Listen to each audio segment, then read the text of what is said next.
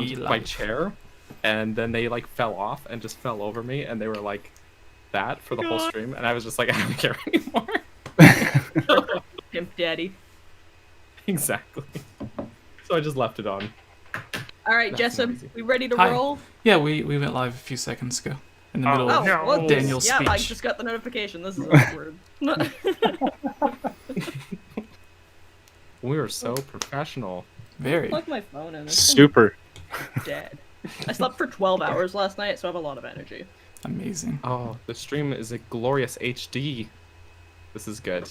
Oh my goodness. Everyone's seeing our beauty in HD. Wait, do you have like Santa cat ears? Or I don't. These are actually just separate ears. Oh. They're not even ears, they're hats. See ya. Hats are ears. Whoa. They're the same thing. They are? Don't tell anyone though. Yes. It's a secret. It's a secret. All hats are ears. Right. I always call them my Santa hat ears, and it was funny because like this kid, I was at a Christmas tree farm, and he was like pointing at them, and he was like, "Wow, those are so cool!" And I was like, "Oh, you mean my ears?" And his mom stopped and looked at me and was like, Wait. How do they stay on? What's keeping them on? Magic. "They have little clippies." Oh, little clippies. Oh. I was like, what? Is there a magnet? You stick My one answer inside was the your magic skull of Christmas. Yeah, That's a good answer. I got magnets surgically implanted in my skull for this. It's the only answer. It's convenient. Mm-hmm. Okay, I'm sorry. I'm derailing everything. No, you're good. Jesse, let's... It'll be a quick one anyways, because we only got the 2 things. Alright. You guys ready? 2 think tanks? Yeah, let's do it. Alright. Hello everyone. Ready. Welcome to the Hylian Gamescast episode 116, I think. Whoa, Daniel's glitching We out. lost track after Is Daniel Yeah, I know, glitching like, for everyone? Oh no! No! Oh, we lost him. Did that fix it? Yes. We're good now. Alright. Hello everyone, welcome to the Hylian Gamescast episode 116, I believe. Today we have a special guest coming back, one of our oldest friends from the Zelda community, RMFH. How y'all doing? Yeah, alright. Daniel, Tubes, Rick, Jesse. are you guys ready to talk about some Age of Calamity? Yes. Never heard of it? Never heard. Yes, let's talk about it. Okay. Apparently there's birds. I may or may not have played it. Birds? Oh, yeah. There are birds. It's a At couple least 2. birds. So since we haven't done an official review or discussion beyond the interviews with some of the voice actors, I thought it was about time that we listed some of our favorite and least favorite things for the Zelda game. So a discussion version of the top 5 best and worst of scripted videos that we usually do. So Yes. starting off our Spoiler warning, everybody watching. Spoiler. We're talking all No. Age of Calamity stuff. We're talking- Spoiler warning. We're talking the 5 worst and the 5 best of Yes, Age of Calamity but that- without giving spoilers. Without giving... Yeah. Oh, dang So- it. oh, that's gonna be difficult. No, that was a joke. That's not gonna be easy. Okay, Yeah, that was seriously, the this game that was came the out, joke. what, 3 weeks ago? It's been close to a month now. Yeah. Yeah. I think it's... I think say it's safe on the we table. go spoilers. We're gonna ruin this. Actually, you know what? I kind of googled what happened already because like I haven't beaten it, and I'd rather find out on my own accord than scrolling through Twitter. And I haven't beaten the game, so that's my bad. I take Alright. that full responsibility. So yeah, continue. Alright, so starting off with something positive. Rick, since you are our guest, what was one of your favorite things from Age of Calamity? And we'll go, like, everyone will take one, and then someone will take the 5th, and then that'll get the 5, and then we can do the worst after. Okay.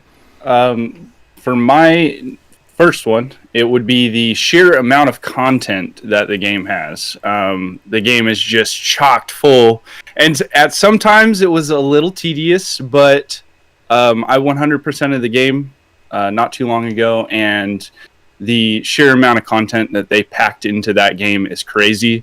So if you're a Warriors fan or a Hyrule Warriors fan, you're going to enjoy this game thoroughly if you haven't already played it. So, but that was something that I enjoyed a lot of, is just going through and being able to clear everything out and having a game that I don't have to purchase DLC for that's full and on the cartridge actually too. So big plus for me.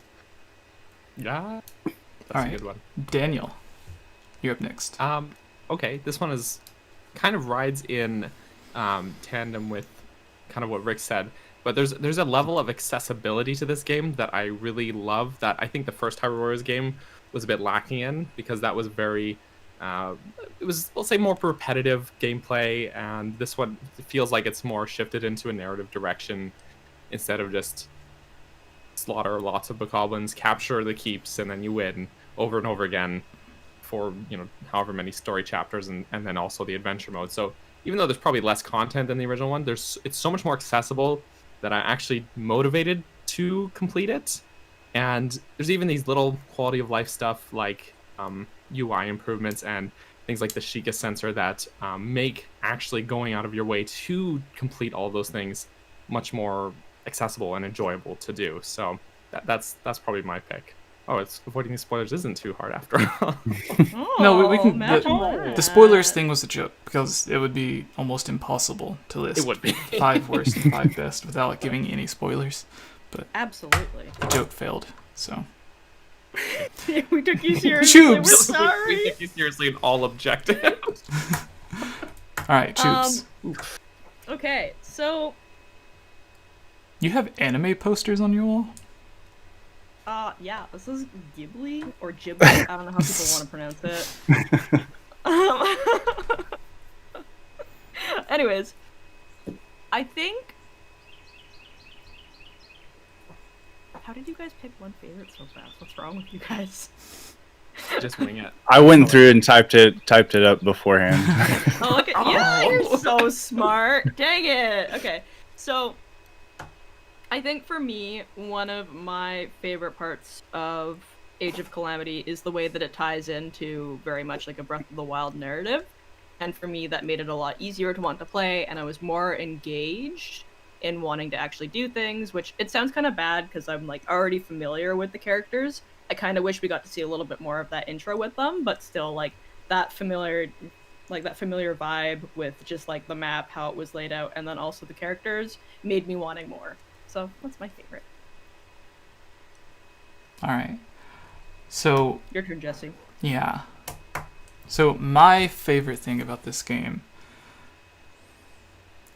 it's kind of weird because it's also something that I didn't necessarily like, but I thought it was... Okay, no. This kind of ties into it, but not really. Like halfway through the game, and this is a big spoiler for everyone, about halfway through the game, everything is looking like the events leading up to it are a bit different from what we're told in Breath of the Wild because of the timeline changes and stuff that happens at the beginning of the game. But like halfway through, you see the descendants or whatever of the champions come back in time to help, and it was one of the biggest surprises from almost any Zelda game that was like a good surprise, because there's some that are like horrible surprises, like you get to a boss fight and then it takes like an hour to figure out how to beat it. But yeah, so that would be my thing, is just the way that for a lot of people that may have been feeling like, oh well, this isn't technically the story from 100 years before Breath of the Wild because it converges, does its own thing, but then you potentially get some of the characters that we know from the future. So yeah, I guess that would be my thing. That was a big surprise, that moment, actually, because somehow there was no leaks about that, really. I feel like the Zelda community as a whole was really good about not putting spoilers out and stuff, and just the fact that happened was one of the few like surprising gaming moments for me in the recent years, because it was like, whoa, like how did nobody leak that or post it on Twitter or like anything before I came across it? Do you know what the really crazy part is? We interviewed Joe and lightly touched on a bunch of the Age of Calamity stuff without mentioning him also doing Yunobo, and because we just kept on saying Daruk the whole time, and he never mentioned Yunobo, and then it was literally the next day that I was watching that cutscene. Like, oh my god. So like, it could have been a huge like it was like on the edge of a huge spoiler that entire time. True. Although I mean, the game had just been out a couple days when we interviewed Joe, and we told him ahead of time. We're like, we don't know how far people watching are through the game, so we're gonna avoid spoilers. So yeah, you knew the story 6 months ago, but in that industry. Yeah, and that's fair because like Joe probably also knew that a lot of us may have not have seen that far ahead as well. So, and if we don't ask, he's not gonna say anything because I think that's just the nature of his work, right? All right, Rick, as the guest, do you have a second or a fifth? Yes, I do. Let's go ahead and the little details that you could tell that the Zelda team added in the game.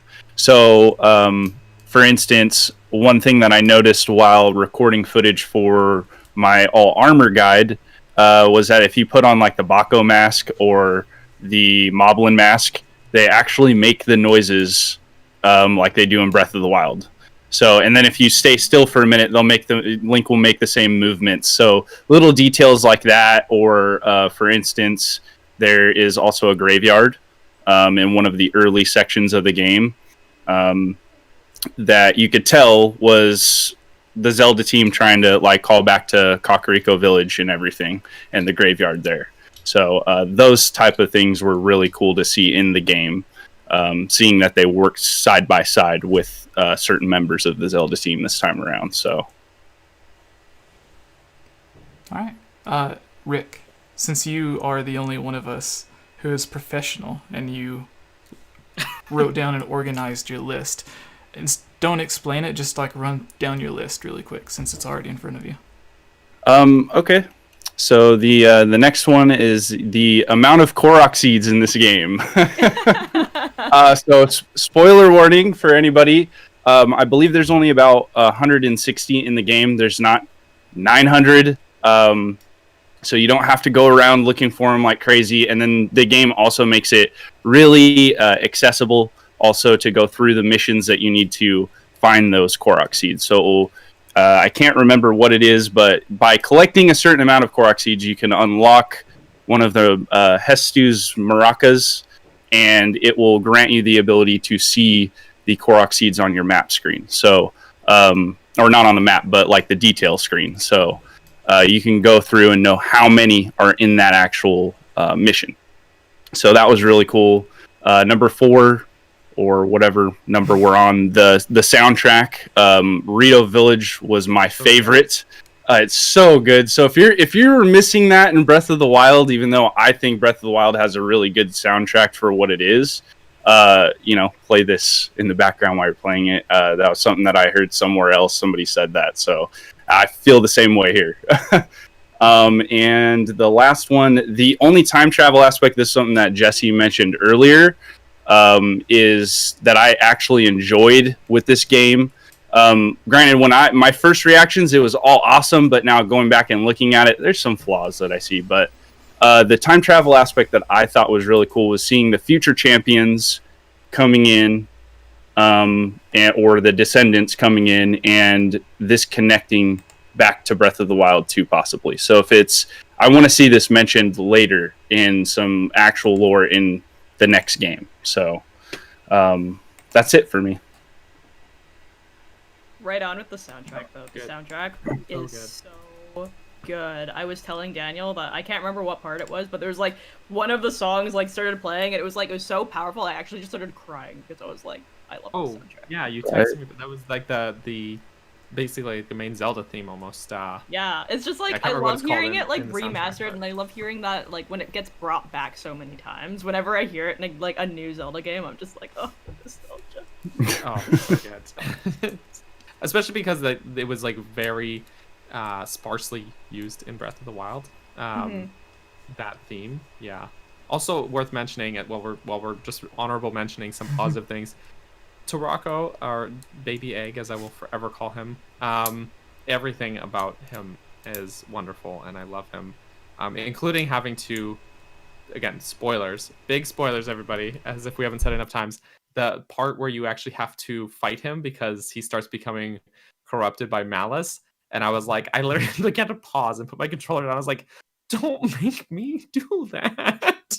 Like you get so emotionally attached to this little guy. I know, Kayla, you compared him previously, I think, to like R2D2, which is, I think, a pretty apt comparison because he's basically like a little robot with no facial features or anything, but he's somehow, through just his little beeps and boops and his body language, so expressive and so lovable. And then that moment where he starts glitching out and he's becoming corrupted, and then you have to fight him. It hits hard, and I didn't expect it to. I figured they might throw something like that in there, but I was like, oh, when it actually happened, I was like, oh, I'm not ready to do this. And you because you're Link 2, you're gonna destroy him in a fight like that because Link is so OP. I legit cried live on stream when I had to go through that whole portion that you're talking about right there. It was so emotional. So emotional. Yeah. It's great. It's great. And even though it didn't follow the story that I expected it to, the whole overarching story and everything Torako involved is just so emotional. So emotional. It's wonderful. Yes. Sorry, I'm done ranting. I don't know if it was just because in Breath of the Wild there was like a 10-year wait from the first trailer until it was finally released. So there was like tons of trailers that released, and you got to see huge parts of the story, like Link and Zelda under the tree when like Zelda's thinking that she can't do anything, she's useless, and Link's just being the worst friend ever and not giving her any support or advice. Just training. And then there's like the part where they're running and they fall down, and there's that cutscene in the rain and stuff. And even though Breath of the Wild had those, and I would debate that they were more emotional, playing through Hyrule Warriors felt more emotional. But maybe it was because of Breath of the Wild, and we already have all of the information, details, and that connection with the characters from Breath of the Wild already, as well as there only being like a few trailers from Hyrule Warriors, and everyone's hope from the beginning was that, okay, we know they're all going to hope that it's still as good as it can be, like a bittersweet ending. And then the time travel thing happens, and you're like, oh, well, maybe they don't die. And then, spoilers, they're about to die. And Link and the future people come and help. So I really liked it. That was like the one part they where let us on with that, though. Like, even in one of the trailers, they showed snippets of those battles with the champions in their divine beasts against the blights, and like they really like let us on to believe that that's how the story was going to go, only to just subvert all of our expectations and surprise everybody. But yeah, definitely. and the marketing was definitely misleading. It was misleading. Yeah. It definitely was. I'm not angry about it. Like some people I've seen are really mad about it. They're like, this is going to ruin the sequel to Breath of the Wild. And I'm like, no, I don't think it will. Because that started development first. But there's two things they can do. They can either ignore it entirely, or they can just slightly reference it. And I'd like to see them slightly reference it. And that's about it. I mean... Yeah. I mean, even in a way, if, like, say there's a line of dialogue with Sidon in the sequel, and he mentions he's surprised he's back in the present day and nothing's different because he thought he went and saved the day or something like that. Or maybe he's sworn to secrecy. He's not allowed to talk about it, but he let something slide, or, who knows. But it's, there's opportunity to sneak something in there without this actually impacting the story of that future game. This is how dumb I am. Okay, so this is how dumb I am. When you said Sidon could be there, and he could just mention something about nothing really being different or whatever. When you said that, my first thought was like, didn't Sidon die, though? How's he coming back to life? What? And then I had to like think about it, and then I was like, oh, what? He wasn't. No, he wasn't the one back then.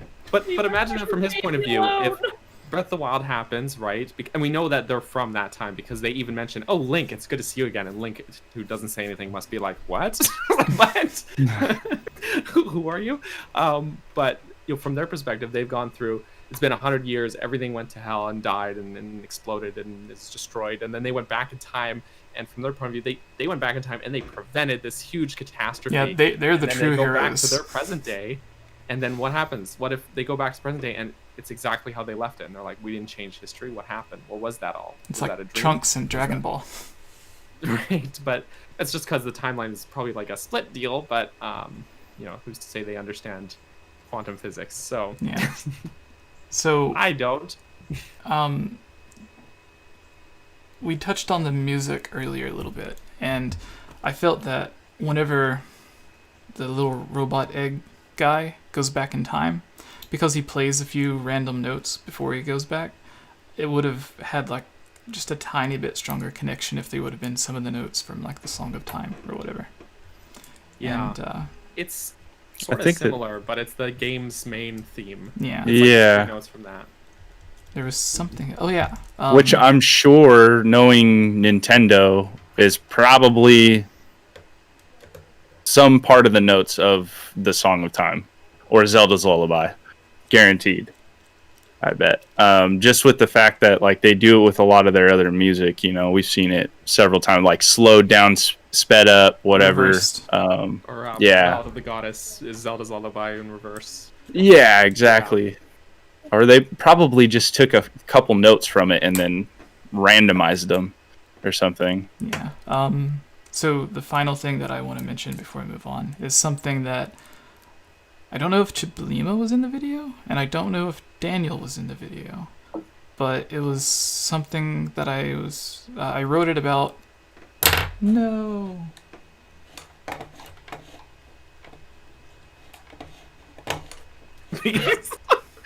I don't remember if you were there. Man. So goodbye. All right. So if you guys, sorry about that. Sorry, that was just really funny the way that happened. So it was a video about Breath of the Wild, and the stream is still going. So it was just Yeah, it's Discord still that going. shut off. That's weird. Yeah, I think so. Um, It showed everything you were doing on Discord. That was really weird. So it was a video on like top 5 improvements they could have made to Breath of the Wild or whatever.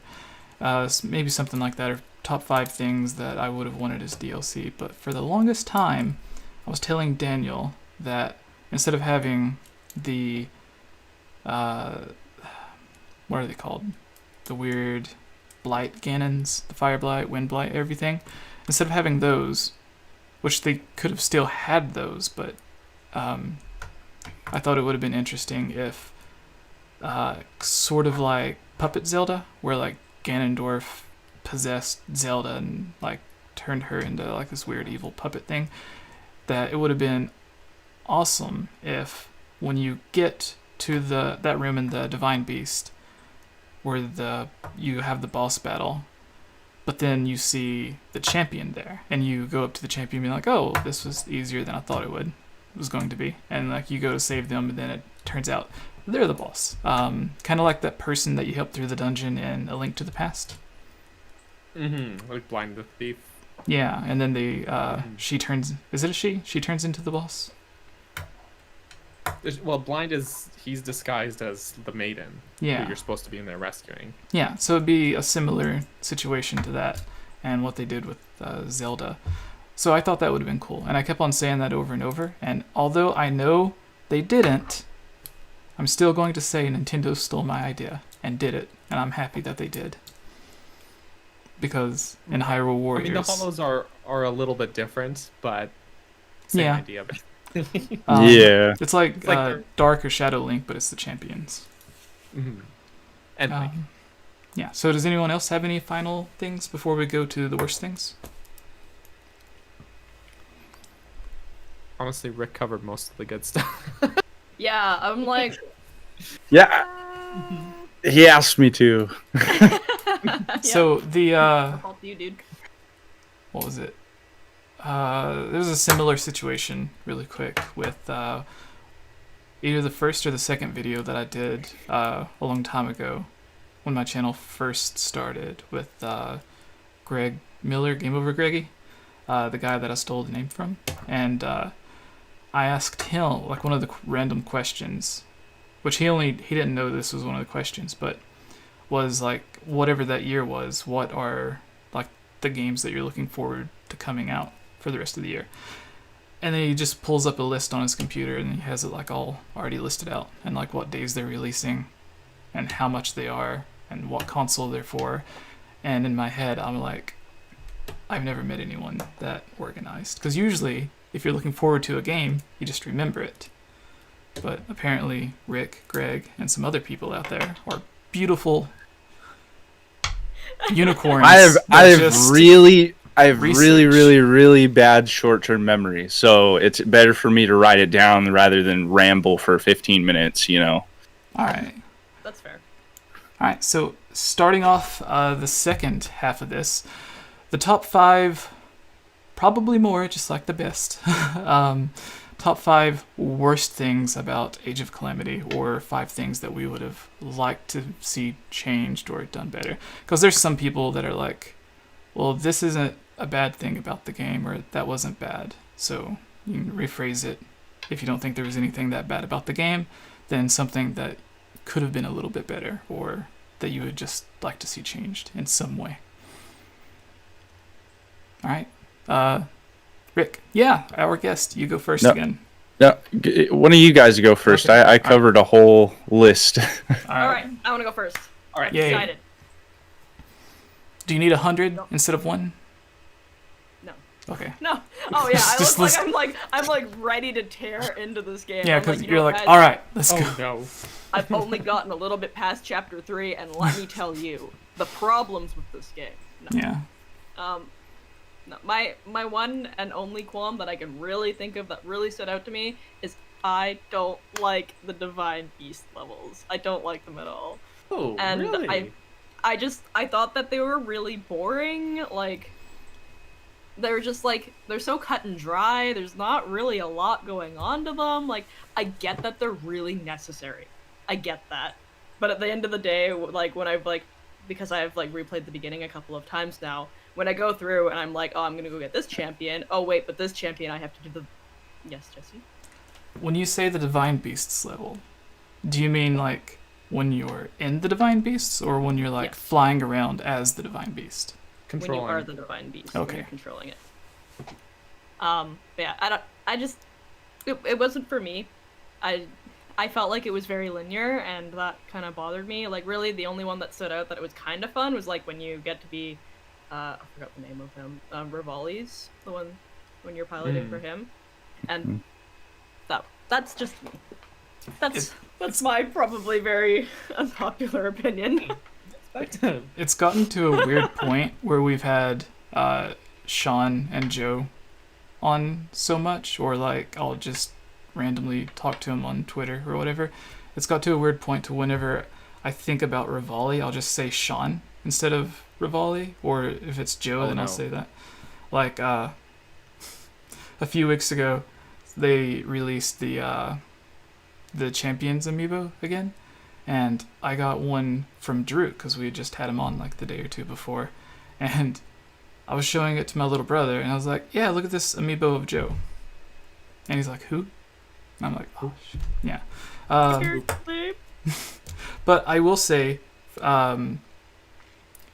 everyone thinks you're saving Hyrule when, like, you're playing this game, and that, like, it's not going to end up as horrible as it looks with everything destroyed, like in Breath of the Wild.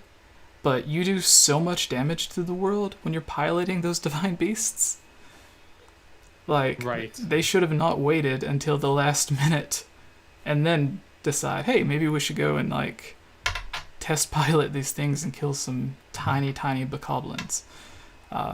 So, like, that huge hole that's in the mountain. Holes in the mountainsides and stuff. Yeah, like Breath of the Wild, there's, like, the one mountain that has a giant chunk taken out of it, and it's like, that probably wasn't Ganon. That was probably Daruk or someone who had no idea what he was doing in the cockpit of the Divine Beast. All right. First, a shout out to Luke in the chat here who says Link is the only one you can main. We're all jumping on him. Impa, is more OP than Link by and large if you use her correctly. The frog. You can build up her. You can build up her special attack gauge in like 5 seconds if you have all your clones, and it's ridiculous. Fast. And then if you have one built up and you don't have any clones, you hit ZR 3 times, bam, bam, bam, generate 3 symbols, use your special attack gauge, boom, you have 3 clones, and then you build up your special attack gauge really quickly again and just destroy everybody in your path. She is redonkulously super powerful if you use her correctly. Not just Link, although Link is good too. What was it someone in the Plenty chat of the asked characters are her good, to pretty say good. last week? Sorry? What was it that someone in the chat last week asked the voice actor when we had her on, asked her to say one of the quotes? Oh, the line, "Steal yourself, I am ready." That was her line. So what And does she that? did. She What does said that it. mean? It was I was gonna So, say, are they that's- allowed to do that? Because that's owned by Nintendo. I wasn't sure. I asked her first. I was like, if you're not allowed to say it, it's okay. But she was like, no, it's fine. And she said the line. But I mean, like someone, I wrote in one of the comments on a video that line, "Steal yourself, she is ready," just as a joke because she was in that video. And someone corrected me. They said "steal," STEAL, and I had to be like, first of all, guys, like not to be mean, but don't correct someone without double checking that you're right first, because it's not steal yourself like I'm literally performing theft on myself. No. Steal yourself, STEEL, means like to brace yourself, to be ready. Weirdly, she's saying "get ready." I am ready, but that's what it means. But apparently, people Birdman in there was the a lot chat. of comments. He said he and was the stuff person saying they that were asked. confused about it. Oh, okay. Yeah, there's a lot of people confused about it. They're like, was she saying "kill yourself"? She's saying, "steer yourself," things like that. And it's like, steal. Like, even well, my son, he's 8. That's his excuse. But he was like, "What does that mean?" So, but he is a literal child, so that's fine. But Hey, you know what? I'm gonna go out on yes. a limb here and go. You guys have severely educated me today because I did not look it up. I was Oh, like, there I you don't know go. what that means, but all right, she's saying it. there you go. Steal Maybe yourself. she's speaking in frog. She's speaking frog for sure. Coming out as our resident But uninformed. off topic. My actual thing that I was gonna say Yeah. about So Daniel, tell us Yeah. more about how you don't like 𝐴MPA. I love her so much. I love her so much. Downside to this game, legit though. Not this enough is, 𝐴MPA. This is never an issue I had with Hyrule Warriors. This is the only thing where I think I preferred how it was in Hyrule Warriors, OG Hyrule Warriors versus Age of Calamity. Is I actually, I mean, maybe this is just a byproduct of the fact that I've been playing it on very hard mode, and it's very hard. But I've actually had to grind, and I hate grinding in video games. I despise grinding in video games so much because it's just like padding it out. It's just like, oh, just replay the same part 10 times before you can get through the next part. If I've already achieved that, there should be a more natural curve of progression. Again, it's probably because I'm playing on very hard mode and it's very hard. But there's times where I've had to I'm like, I can't get through. There's one of the last side challenges called the Siege of Fort Hitano. And it's not one of the story missions, but I literally 3 days straight was just trying to beat that mission. Could not. And I kept having to go play other missions and either try and level up or use a meal to get like bonus rupees and just use the training camp to like power level up my characters. But I still have to grind for the money then. And so it's like my way of grinding or trying to avoid grinding. I still have to grind for that. And it's just, I felt like there's way more grinding in this, even though there's less content overall and more content that I actually wanted to do in this game. I got so frustrated grinding for just that one challenge mission. That's all. I love the game otherwise, don't get me wrong, but I hate grinding in video games just in general so much. So that's my thing, guys. I'm done talking now. Take it away, someone else. No, so talking about grinding, Oh, wow. I liked that the leveling up and everything was a lot different than it was in Breath of the Wild, because Breath of the Wild had the type of leveling up in enemies that I don't like in a lot of games, but it didn't do it as bad as other games did. Like, if you ever played through Darksiders, which is kind of like a Zelda-like game, you level up in that game and you get weapons and stuff the higher levels you go and stuff. But the rubber banding for the enemies is so horrible that you'll go into a dungeon and like if you're at level 30 and the enemies in there are like 28, usually you'd be like, oh, I did good. Like I'm ahead of what I'm supposed to be. Like, that's whatever. Or if you get to a dungeon and then you're level 30, but they're like 32 or 33, you're like, oh, well, I need to, grind a little bit or make sure that I don't skip any enemies so I can continue leveling up.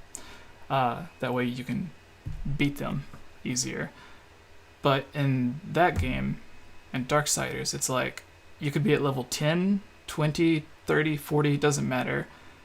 Whatever level you make it to, the enemies are always going to be whether like 1 or 2 levels below you or 1 or 2 levels ahead of you. So it makes you sort of feel like you're leveling up and you're just naturally coming across these enemies that are around the level that you're supposed to be at.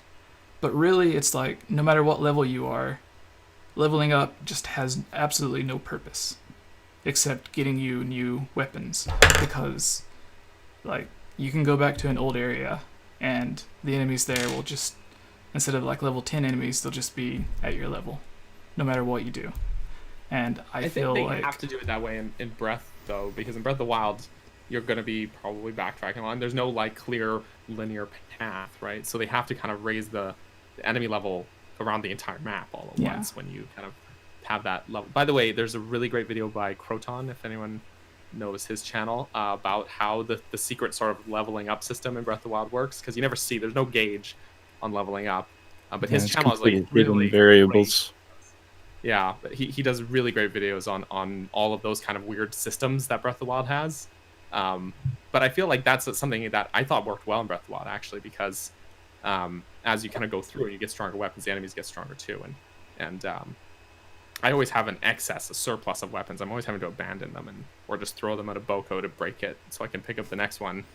But in my opinion, actually, I feel like Breath of the Wild's enemies could have, for the most part, leveled up better rather than less. But I don't know. That's something I thought actually worked well in give Breath them an at least. XP boost. Yeah.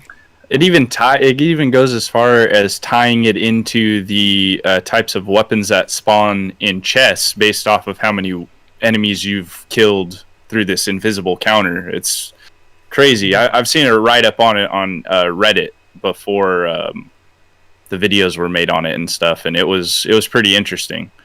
I think Croton's calculations on it are more accurate. No, he does Most really definitely. good videos. Just so shout out to that guy. But Big time. his videos, his analytical Breath Can of the you Wild imagine systems video. how much work you'd have to do? Because you're finding a hidden algorithm from a game Yeah.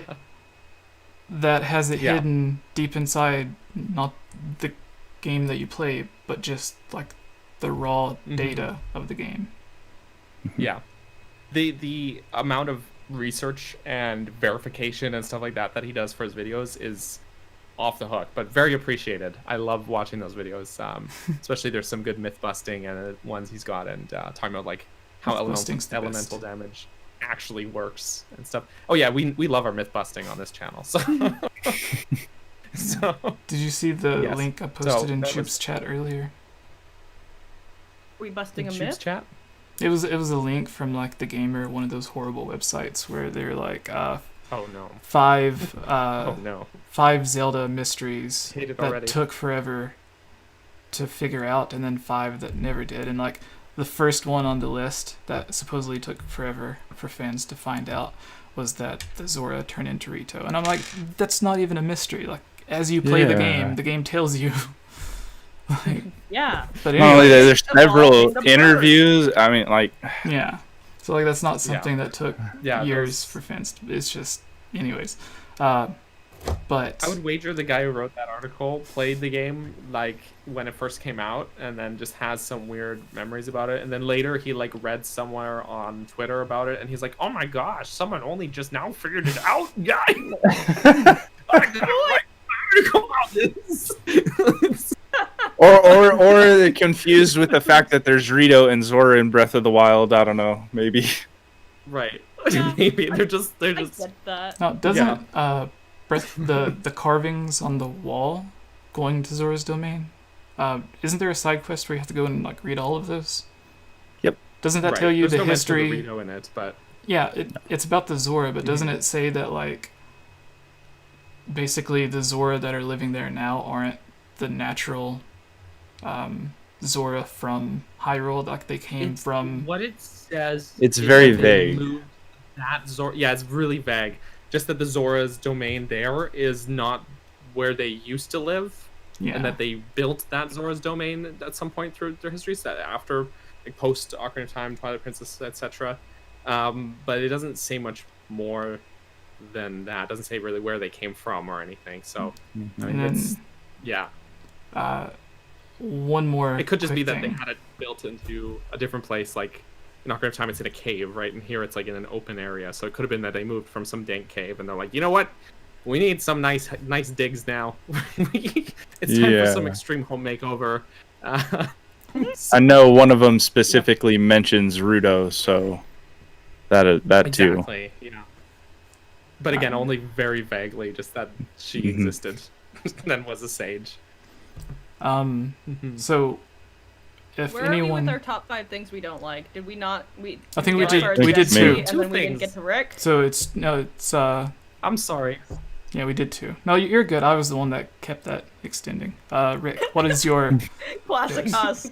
Now, see, I was trying to be Um, all proper earlier by like not speaking out and interrupting, so I raised my hand, waited for you to stop to let everyone know, but then like that just one time, and then it got ruined. All right, Rick. Terrible. Honestly. Rick, take us away, please. This isn't necessarily a flaw of the game itself, because I think if it was running on a different console, it'd be perfectly fine. But the frame rate is trash. Okay. Yeah. Especially if you're playing as characters like Rivali. Anybody that's putting a lot of objects on the screen, if you use any of the elemental rods, the bow, things like that, you get too much on the screen, obviously it's going to make this puppy, really come to a halt. But I'm excited to see on the back end of that, I'm excited to see the next iteration of the Switch running Age of Calamity and see how much better it performs, because like I said, it's not a fault of the game, it's more of the console itself and the limitations of the Switch. So Yeah. Actually, No, I will agree. say there's very few instances where I've had this happen. I think only maybe once before, but Age of Calamity legit made my Switch crash, and I had to do a Whoa. full hard What reset part was on it? it. I don't remember exactly. I don't think I was doing anything too weird or anything. I think I was just doing a battle, but I remember I was playing as Impa and I had all my clones out, so already that kind of sometimes makes it chug, because there's just a lot of action on screen, and I was just fighting, and then at one, I heard my Switch just start really chugging, really the fan was going super loud and stuff, and I'm like, and then the game just started freezing, and it almost looked like it was shake on screen a little bit, and I thought it was out of the speakers at first, some glitchy sound, but then the console itself actually started making a buzzing sound, and I was like, okay, and just completely froze. So I had to just hard reset it, and then it was fine, and I beat that mission later that day, and thank God for autosave. But I was legit panic when that happened. I wonder if that's a console thing, because I actually had a situation where I was playing Stardew Valley on my Switch. Not a very intense game to be playing. I am farming, No, and not the at game all. full crashed. I've never seen anything like it before. So it might be a console thing. Interesting. Yeah. Might be. I've had very few issues like that with my Switch. I've last gen, for example, or I guess 2 now ago. Oh God, I'm old now. But back in the day, with my Xbox 360, I had to fully replace at one point because of red ring and stuff like that, and then even after that, after replacing, it had some weird issues like that, and then I know a few times with my PS4 I've had weird things where I've just had to fully reset it and stuff because of weird glitches and stuff. But Switch or just Nintendo consoles in general, I've almost never had issues like that before. So it always really catches me off guard when that happens. So let me ask you this: do both of you guys have day one Switches, or within the first year of the I Switch do. launching? Do. Mine's I the do. Animal This one Crossing Switch. is my Okay, My is yours launch day Switch. okay? So yours is new. Wow, that's Yeah. kind of weird. But Oh, here's the but thing, you know I've- what? Actually, I was Yeah, playing actually, on my no. I was playing on my boyfriend's Switch. His is a day one. Okay, so Oh, yeah. I mean, it could just be like a dust buildup issue. I know that the red ring of death, like that was all like normally caused either by like dust buildup or from overheating, and then like the thermal paste also drying out. So I'm sure that's what it is, because mine sounds like it's overheating all the freaking time when I'm playing it, but I still haven't run into that crashing issue yet. Yeah, my old one was like that. Whenever I played like Breath of the Wild or anything, like the fan was going. It doesn't do that anymore with my new one. I'm kind of glad that I never did it. I have mine in a spot where it's at least downstairs, because I've got docks in like 3 different rooms in my house. But downstairs, at least my main setup, it's in a spot where it's not prone really to overheating, because it's nice and in the open, and right near, ironically, near my fireplace, which is like almost like a vacuum for heat. Like just the heat just gets sucked out of the fireplace. Ironic. But up here in my office room here, sometimes it gets pretty hot in here, and so I think sometimes this poor little baby can't take it. But yeah, sometimes it's just a loud boy. It's like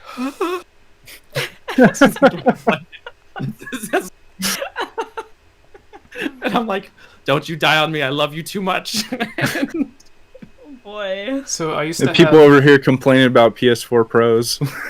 So I used to have a slight issue with my Switch getting hot.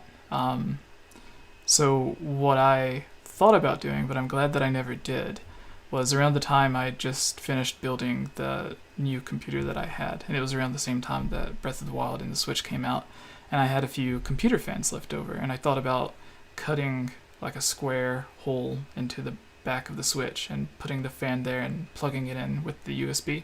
That way it would have its own little second external fan to help keep it cool. But I never did that. Actually, I've heard a thing where there's external fans you can buy for your Switches, and now they're actually counterproductive. Apparently, they actually increase the heat rather than decrease it, because what happens is there's a lot of them that just it's like an extra case slides onto the Switch, and then it's got the fan there. It's supposed to cool off the Switch, but because of all the extra volume of casing that's on there, it actually decreases the amount of ventilation. And so it actually is completely counterproductive. It'll actually make your insulating it, because you're insulating it. Exactly. Exactly. Another thing with that is there was a similar issue with this certain PlayStation 4 fan that people would buy to help cool off their PlayStation 4s. Mm-hmm. But I forgot which it was. But the fan that it like set on top of to try to boost the airflow into either sucked in air or it blew air out, and the fan that you bought for it did the opposite. So it's like trying to blow air out while the other fan's trying to blow air in, or it's trying to suck air in while the other fan's trying to suck it out. So it's like it caused it to overheat super fast because it's basically getting no airflow. But anyways, just keep in mind, guys, buzzkill, but anyways. Just be careful when you buy non-official third-party accessories. So the worst thing that I would say about Age of Calamity... Gee, I don't even... Hi, Daniel. Yo, you're muted. No, there you are. No, you're good. Go on. So earlier, whenever I was talking about my best thing, I said that it was kind of one of the worst. That was the time travel thing. So what Age of Calamity did, it gave a great, unique way that still fits with traditional Zelda mechanics, because almost every Zelda game has some weird form of time travel. So it stuck with tradition and everything, and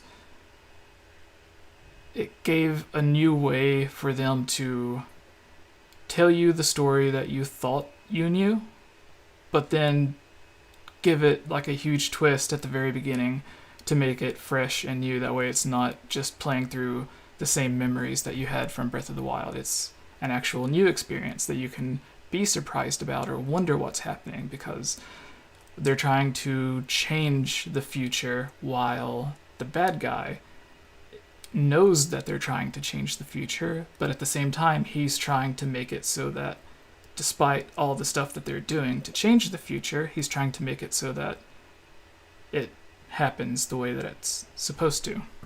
And so you don't know if it is going to be new, or if it's going to be something completely different, or if it's going to be like the same major events, but then all of the little details change. So that was great, but in the end, what it did was make me wish that, as fun as it was, after the game is over, I still wanted to play through the actual prequel of Breath of the Wild. Like the original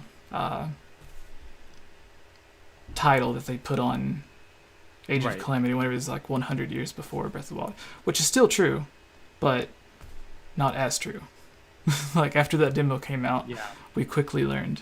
But it was a great way for them to give us a new experience. But now that it's over, like that's not something that I would have thought that I wanted, was that I want a game based off of Breath of the Wild 100 years ago, but I want it to be different than it was 100. Like that's not something I would have thought of. So good on Nintendo for giving us something great that we didn't know that we necessarily wanted. But at the same time, now I want the game that they originally like titled it, to where it's like that they marketed it to tell us. You know, I have to agree with that. And there was a great article I read. I think it was on Zelda Informer about that, and how the marketing to this game steered us to really think that that's what it was going to be, and then it wasn't, right? But for me, I was really looking forward to seeing. Again, I love the game. I really did enjoy it, despite the grinding. I really enjoyed the game. I put like in 3 weeks of it, I think I put the same amount of hours as one would put into like a work week, you know, in that time. So it's it's a great game, but I definitely felt like I was really looking forward to being able to string those games together to go right from the story of Age of Calamity into Breath of the Wild and see how they connected and how it bridged all of that story and those story elements together. And that's not what it did, right? And so for me, it feels a bit like it was like Rick said earlier, misleading, but in a way where I feel like there's a lot of potential to tell that story still that they didn't tap into. And sure, they went in a direction of they wanted to tell their own new story, which is fine, but it still leaves me wondering, like, okay, well, I guess I'm gonna crack Creating a Champion open again and you know, give that another read, because I feel like there's so much lore and storytelling to explore there, and I feel like it could have made, not that this game wasn't that, but it could have made for a very emotionally impactful game, and a really morose and sad story that we didn't really get to dive into. And there's still like room to have told that story and there be like a victory, as it were, you know, like, because the game, that backstory does end somewhere 100 years ago, with Zelda still at least keeping Ganon at bay for 100 years. So there was still room for it, I think, but yeah, they went a different way with it. So that's all my rambling. Sorry, Jesse. No, so earlier, tack that on the end there. Whenever I first thought of the exact topics that we were going to be doing today, I posted on Twitter asking everyone what their worst things about Age of Calamity was, and one of the things I think Rick went over was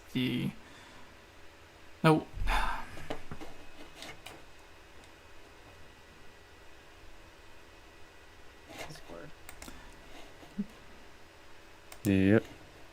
Looks like. All right. So that was perfect timing again. Anyways, we talked about the bit of lag that the game has at some points. It was Daniel, not Rick, right? You were talking about how the frame rate. Frame rate. Yeah. That was me. Okay. Right. And then Daniel talked about his experience with it. Yeah. So. Oops, I talked too much. That's the moral of the story. No, so there's a few people that replied to it and they said that, but another thing, like there's this one person that just posted like a whole book of things that they didn't like about the game, and I was like, okay, well, I guess he wasn't a fan. But one of the things that he mentioned that started making me think about the story, because time travel is confusing, the egg, like the evil egg, is that meant to be like the good egg, but from the past? Like an egg that Ganondorf turned evil, or that so. Astor, was that his name? Astor, yeah, I don't. But, They're not so- the same size, and Are we talking about Harbinger? yeah, Yeah, the Harbinger egg. He's supposed to be the egg that was taken away by the king when Zelda was a little girl. So when he snatched that up from her, I don't know where he put it, but supposedly it's supposed to be up in that box in Zelda's room. And this should be that egg from the timeline that we're all playing in. So the malice that followed egg from the main Breath of the Wild timeline, or Terraco, jumped back with him and took over that version of him. Oh, okay. So that's at least how I understand it. Is that mentioned, or like something that's like No, vaguely it's talked not about? mentioned. It's not mentioned at all. It's just alluded to in the fact that a bit of Calamity Ganon's malice followed Terraco into the past, and then this other one pops up that's already corrupted. So it's also possible that Astor got a hold of it and had it already, and the malice found him, and then he was just like, here, corrupt it. That's also a possibility. Yeah. But it would deviate from the timeline that we all know. So, where Terraco's in the box and then goes back in time. I accept that answer. Or it could just be like a bit of... King of all theories goes. I accept. Yeah. I also accept that potential malice from current Ganon got into the egg. Wait, but then it's like, what's the thing that he keeps using to see the future? Shows up. He sort of just has like that, what looks like a giant ancient core. So he's not using Terraco. Corrupted. Terraco. Yeah. So he's not using the egg. He's using the other thing. Mm-hmm. Okay. Right. Well, But he kind of uses both of them Yeah. in certain instances. I don't know. But it would have to be the malice from the future that goes back, because this is before any other malice, or before Calamity Ganon actually emerged. We already see the corrupted Harbinger egg. Mm-hmm. And we see the malice like take over other like guardians where Calamity Ganon hadn't even arisen yet, or that version of him at least. Mm-hmm. Yeah. So there are possessed guardians and stuff before Calamity gets released. Yes, he's able, because he had, like, it's only a small portion, so like he can go into one guardian and then like jump out of it if he wanted to. Yeah, because in I think they Breath of showed the in a cutscene. Wild's cutscene, like we physically see the malice like shooting off everywhere and going into the Right.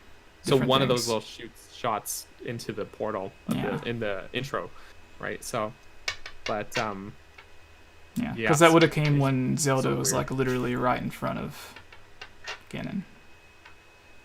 All right, I changed my answer. Sentient goo. This I changed my answer to this evil being sentient goo. the thing that I didn't like. Because The power of discussion and friendship we Yes. found is the thing he doesn't like. Rick, without trying, convinced me. and that guy that posted the question on Twitter earlier that got me thinking, because I was like trying to figure it out, and I'm like, no, they didn't explain I that. love it though. Like these are some really good questions, and Yeah. like definitely invoking a lot of thought. And like, I'm not gonna toot my own horn. My horn doesn't exist, but that's what you guys are here for. Toot, toot. Yeah, Rick, that would be a cool video idea if you wanted to do that for your channel. If you haven't already. So do you have the list of stuff that didn't make it? The not so bad stuff that didn't make your number one pick? Me? Yeah. No, Yeah. I wasn't fortunate enough to write everything down. Oh. But I mean, I have a couple things off the top of my head. Let's see. Right. Another one is, this has to do with the game's performance again, is the frigging camera angles. But I'm Yes, sure that it's was the present. battle. It's like I'm is. playing Mario 64 again. Yeah. That's how bad the camera is sometimes. Yeah. Mario I 64. actually, my cousin-in-law, she gets motion sickness really bad, and she can't play the game and sit down for a while because the camera moves itself so much, and it's like you're fighting it. It triggers her to get sick. So The answer, sadly, is to not target enemies. Then you can stay in control of the camera. That's the only way to battle the camera. and the motion controls So also. not do the one thing that Zelda sort of invented and made popular. As Rick, you mentioned the motion controls too. Is I find them not too bad when like aiming with say Link's bow or something, but in the Divine Beasts levels, I just straight up turn them off because it is a battle. I find like I'll like aim and then it's like, and I'm like, no, I'm aiming that way. Just stop doing that. Yeah. I had problems on both with the bow and the Divine Beast, but I just have a bad track record with it.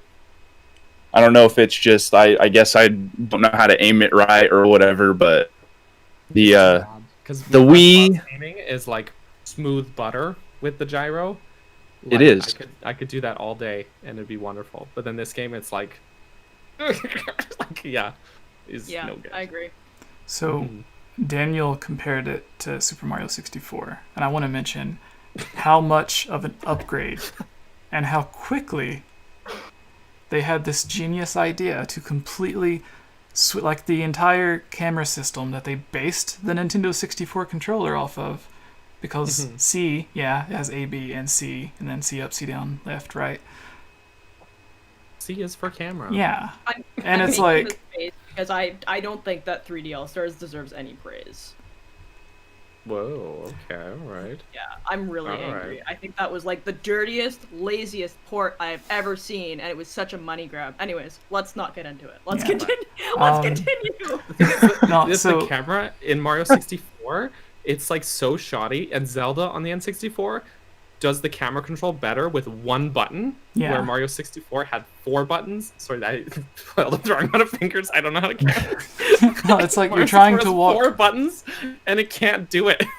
So like the second level that normally you go to in Super Mario 64 is the one where like there's the piranha plant and the bridge spinning around it, and you have to like walk straight across it, and it's almost impossible to get it perfectly lined up behind your back to where like if you're playing Zelda you just press the one button and there it is. But with Super Mario 64 you just have to get lucky, and it's so weird that they base the entire controller around that, because it's like they're coming up with all these ideas for prototype controllers, and then they're like, what if we had a specific button for the camera and you can press it and move the camera around? They're like, that's genius, but let's make 4 buttons for each direction. And they're all C. They're all C. I mean, other games got creative with how to use the C buttons in a better way, like Zelda. But like that was the thing though, is like, you know, Zelda, it makes proper use of all the buttons, and it keeps the C up for Mario to where you can look around. But it gives you uses for the other ones. But it's like in Super Mario 64, there's A and B, and you can jump and punch and kick with those 2 buttons, and then there's 4 buttons for the camera. It's like, what? Yeah, but let's just say the Z targeting, but like just the Z button in it of itself and having the ability to lock onto things was revolutionary. So good, yeah. And it made it to where they could only have the one joystick. But that's why it makes it more tragic in Age of Calamity that I'm like, I almost never lock onto strong enemies because the camera is so shoddy. And also, who thought pressing in the right stick is the option? It should be the button to lock onto an enemy instead of the trigger. Who thought this? Like, who thunk it? There's no remapping option for the controls. I mean, you'd have to go into the switches itself, the switches button map. Which I don't want to do that, but like Nintendo's programmed me for like 20 years to use this button to lock onto enemies in every game, and then now Koei Tecmo's like, you click the stick down to do. This is like Call of Duty. It feels so unnatural. Yeah. So this entire side topic of Super Mario 64's controls wasn't completely pointless because we got a bonus thing from Daniel that he didn't like. There you go. Yeah. There So, you go. Choobs, do you have any honorable mentions to go along with Rick's and One Daniel's? after Tubes. No, you guys already watched me Okay, low-key fine. flip out about 3D All-Stars. We're fine. All right, I have to get this out here. Just have Yeah. to get it off my chest. I hate Calamity Ganon's design. I just really, really don't like it. So You mean like spoilers, Breath of the guys. Wild in general, or No. So again, spoilers. Final boss, Breath of the Wild, Calamity Ganon. He has been So, incubated new for 100 Ganon. years.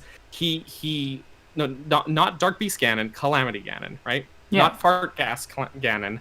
no, Actual Calamity Ganon. He emerges from his new Ganon. horrible cocoon, and from Age of he Calamity, is- right? Stop! I'm trying to explain.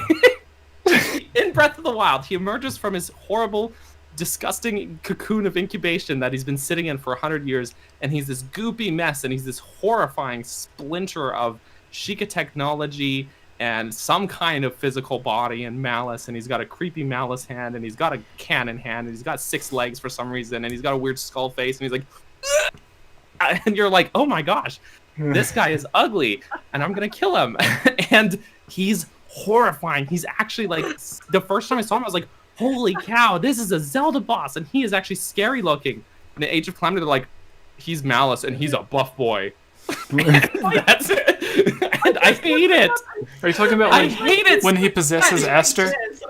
He's just like, I'm Calamity Ganon. I'm like, no, what? Also, his We had, nose, like, we had a fucking terrifying, Sheikah Malice Resident Evil boss in the last game, and now we get Buff Boy.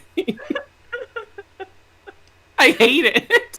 I would love to see him as a mecha fighter for Ganon and Smash. Jesse, you may speak now. Okay, so 2 things on what Daniel said. 1, I agree. Yes. Okay. And- Good. And 2, I don't want to make people mad from getting off topic again. No, okay, so really quick. The design for Breath of the Wild, Calamity Ganon, I feel like... has anyone ever watched the Netflix show Stranger Things? Mm-hmm. Because I feel like the people that created it are huge fans of Zelda, because they have like their weird version of the Dark World in that game. And then whenever you see like the physical weird incarnation of like the main evil thing, and it's like chasing them down at the mall and stuff. You mean the Is- Demogorgon? Not the weird flower face thing. It's like a giant weird thing that chases them and stuff. They fight it at the end, but it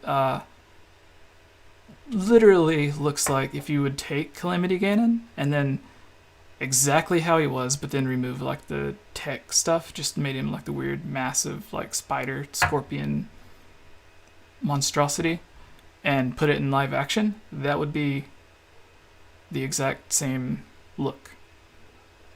So anytime that I think of that version of Calamity Ganon, I think of the final version of that thing from Stranger Things. And when Daniel was trying to describe This- his Calamity Ganon that he was talking about, Right. I'm glad you did that pose thing, because now we know what you were talking about. That's what he does. He's Yeah. No, I looked get- him up and I immediately started laughing. I can't. I can't with that. The thing is, like, I get it from the story perspective, is that instead of incubating and trying to build himself a new body, he, like, basically took over Astor's body and combined with the Harbinger Ganon, and I get that, like, from a story perspective, he's going to look different, but they could have made him look cooler, and it's not a cool design at all. I don't look at it and think, oh my gosh, what a terrifying, scary enemy I'm going to fight. I just think, like, oh my gosh, why do they want, like, a malice buff boy here? And also, can I mention that I described Calamity Ganon in his, like, big giant form as Fart Cloud Ganon, and no one batted an eye? I laughed. I was cracking up. I just breezed past that. but that's the thing, yeah, it's just, like, I don't know, like, it doesn't feel like Calamity Ganon to me, because in the whole point of him in Breath of the Wild is that he's trying to, it's Ganondorf's sort of mind, spirit, whatever, evil presence, and he's trying to like build himself a new body. And even in the face, you can see like it even a little bit resembles Ganondorf, with the whole ugly face thing happening there.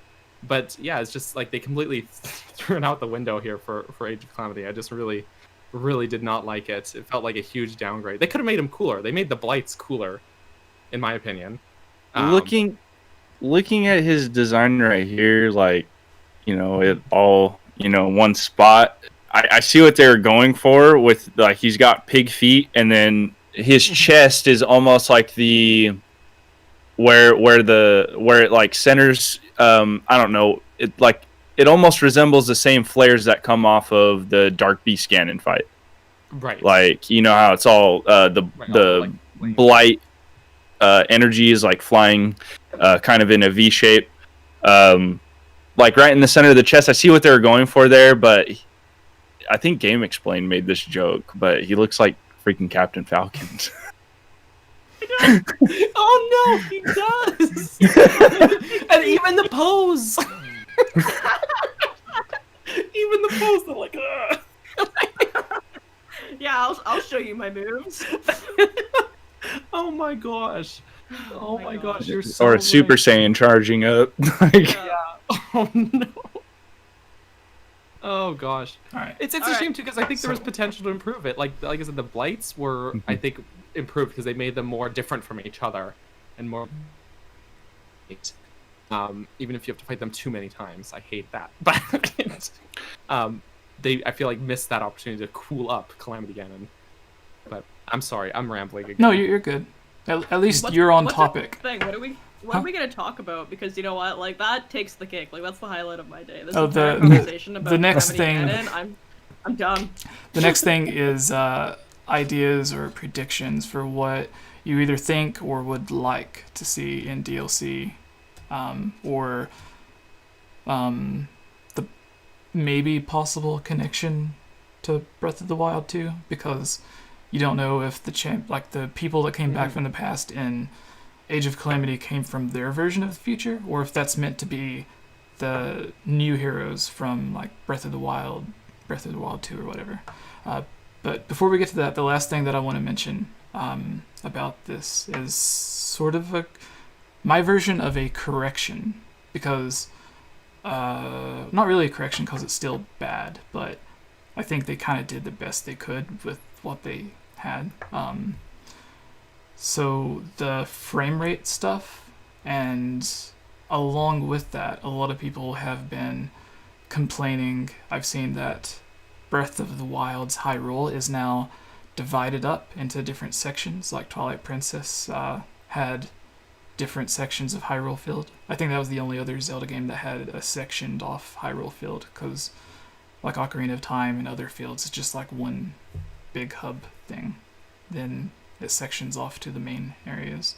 Well, Skyward Sword had like no Hyrule Field. Yeah. They just had just the sections, so that so what I want to say is if you want to complain about the like frame rate being slow, but then you also want to complain about Hyrule being sectioned off, like one is kind of responsible for helping the other do better, because if you could imagine like Breath of the Wild by itself without hundreds of enemies on screen slows down a lot with when you're in certain areas, and they went through and patched it and tried to make it a little bit better, and then they did that weird boost thing to like let it overclock for a few seconds if it's cool enough. But imagine if, because in Breath of the Wild, when all the RAM gets used up, that's literally like there's the end story reason for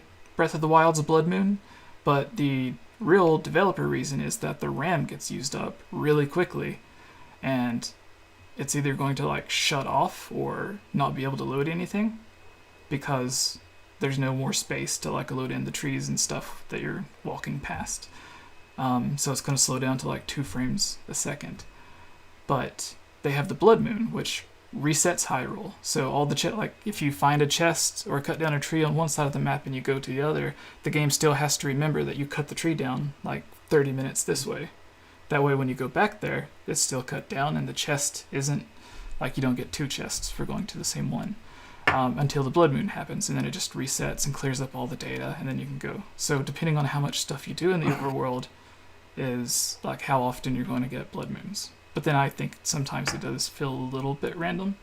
But anyways, if Age of Calamity had to render in the entire Breath of the Wild's Hyrule, and then you had all those enemies on top of that, imagine like the game would either drop down to a resolution with its dynamic resolution to where it would just look like a crappy low quality YouTube video, Right. Yeah, or 180p. yeah, or it would be like 5 frames per second, and then like you wouldn't even want to play it. So we got a super chat here. Oh, okay. Sorry to cut you off. From Gibbs, $20. He says, "Hey guys, miss you all. Miss you too, Gibby. Quick question. I don't know if you've already answered it, but do you think there's a correlation between the elemental enemies in Age of Calamity and the energy coming off of the hand in the Breath of the Wild 2 trailer?" That's a good question, actually. That was something I asked you, Daniel, because there's a bunch of people that asked me, and I was like, I haven't played it, but I'm really? ask Daniel. I hate to be the bummer here, the party pooper. I don't think there is, and only because I think that the Zelda team had created and thought of that idea with the hand and everything before Age of Calamity probably even entered development. So I think that it was just like their own idea. Like that, it could change, and I could be wrong. Like sometimes they change their ideas. Like even the Guardians were supposed to be just like whatever, an enemy that wasn't. They're really just part of supposed to be like basic Octorok. and then they changed it during development. Like, so I mean, that fans like the Guardians. Let's make the whole game about them. Yeah, but I still, I don't know. I feel like for the most part, most of Age of Calamity is not going to have very much impact on Breath of the Wild 2. And I think like they might reference it or something, but other than that, I don't think it's going to impact the story, because I think Nintendo just wants to keep the games that they make as their games, and the games that are spin-offs or other games kind of separate a little bit. You can make Mario which games, is why this but was there's not no The jumping. Legend of Zelda, why it was Hyrule Warriors Age of Calamity. So that's, I don't know. That again, I'm kind of being a party pooper. No, that's you're my answer. you're right though. I'll because- play on the other side here. All right, do it, Rick. I actually think because of the fact that they're working so closely with the Zelda team that it's possible that it might not have a direct connection, but a more broad connection of the fact that it's magic. So, and Age of Calamity, these are all elemental. You have fire, the ice, and the thunder or lightning ones. Which the lightning being the most similar to the hand and everything.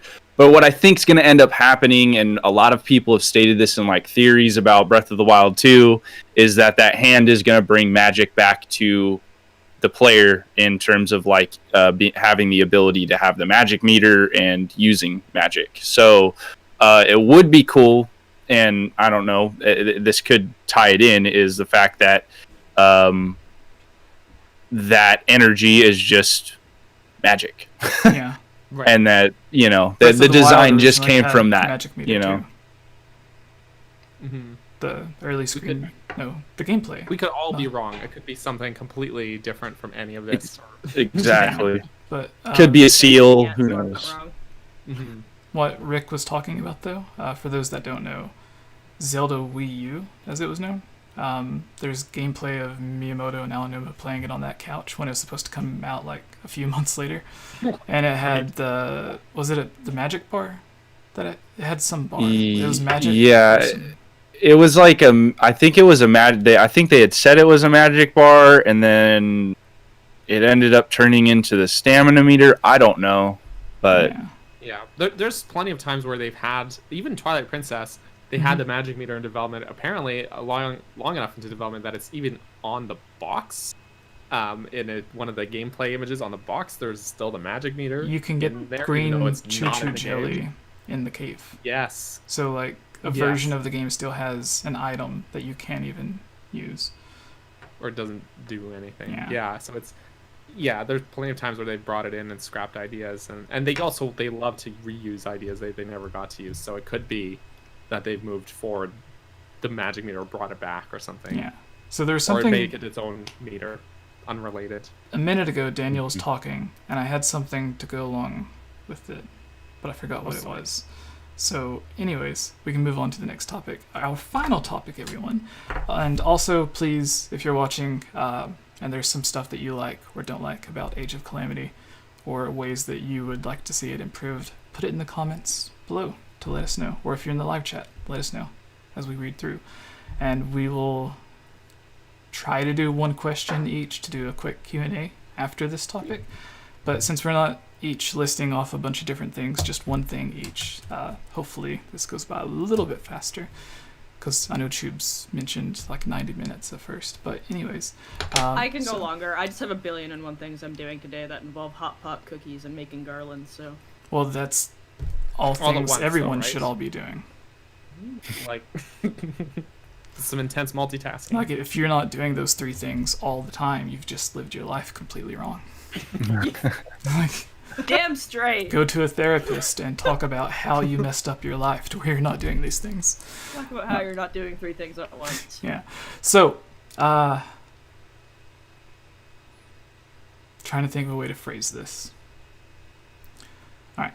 So, Hyrule Warriors came out, and it had tons of DLC. We kind of joked about this earlier, where after the DLC released, they released the 3DS version and had Hyrule Warriors Legends, which had an even worse frame rate.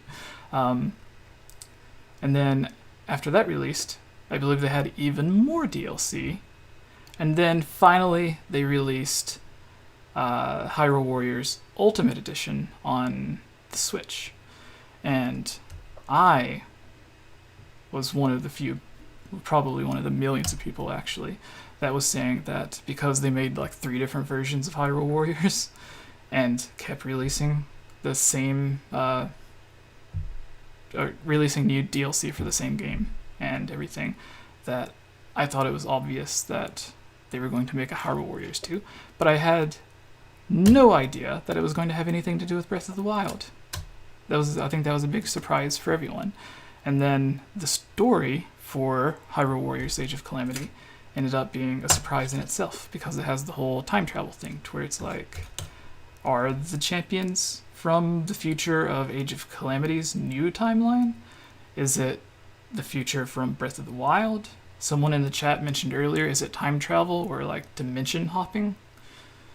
So there's different ways to look at it. And then we talked about some of the things that we didn't like about Age of Calamity, and ways they could change certain elements.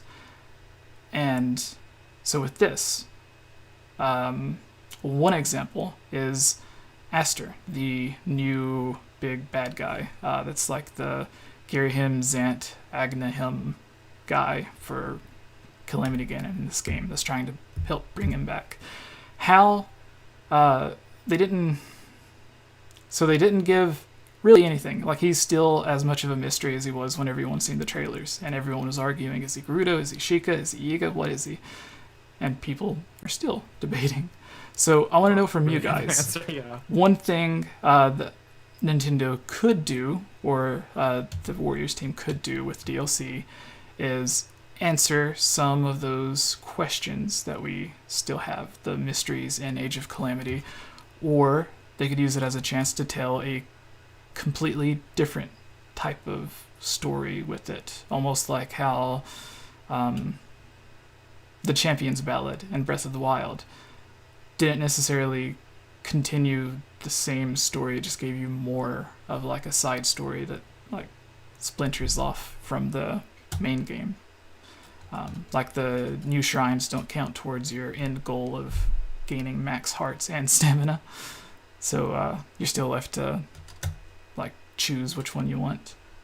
But so examples like that for either DLC or a way that it could possibly tie in and connect with Breath of the Wild 2. Like the new descendants of the champions or whatever coming from the future to the past. So, Chiblima, you first. Unless you want more time to think of something. So I actually wasn't going to do one of my own ideas. Javier in our chat, if I'm pronouncing that properly, he had actually brought up a really good one that I thought was cool, so I wanted to bring that forward. Oh, I saw that chat. I liked it too, but so Javier said, DLC-wise, I think the best things they could do would be release a campaign mode involving Aster as he's contacted by future Ganon Malice, a prequel story involving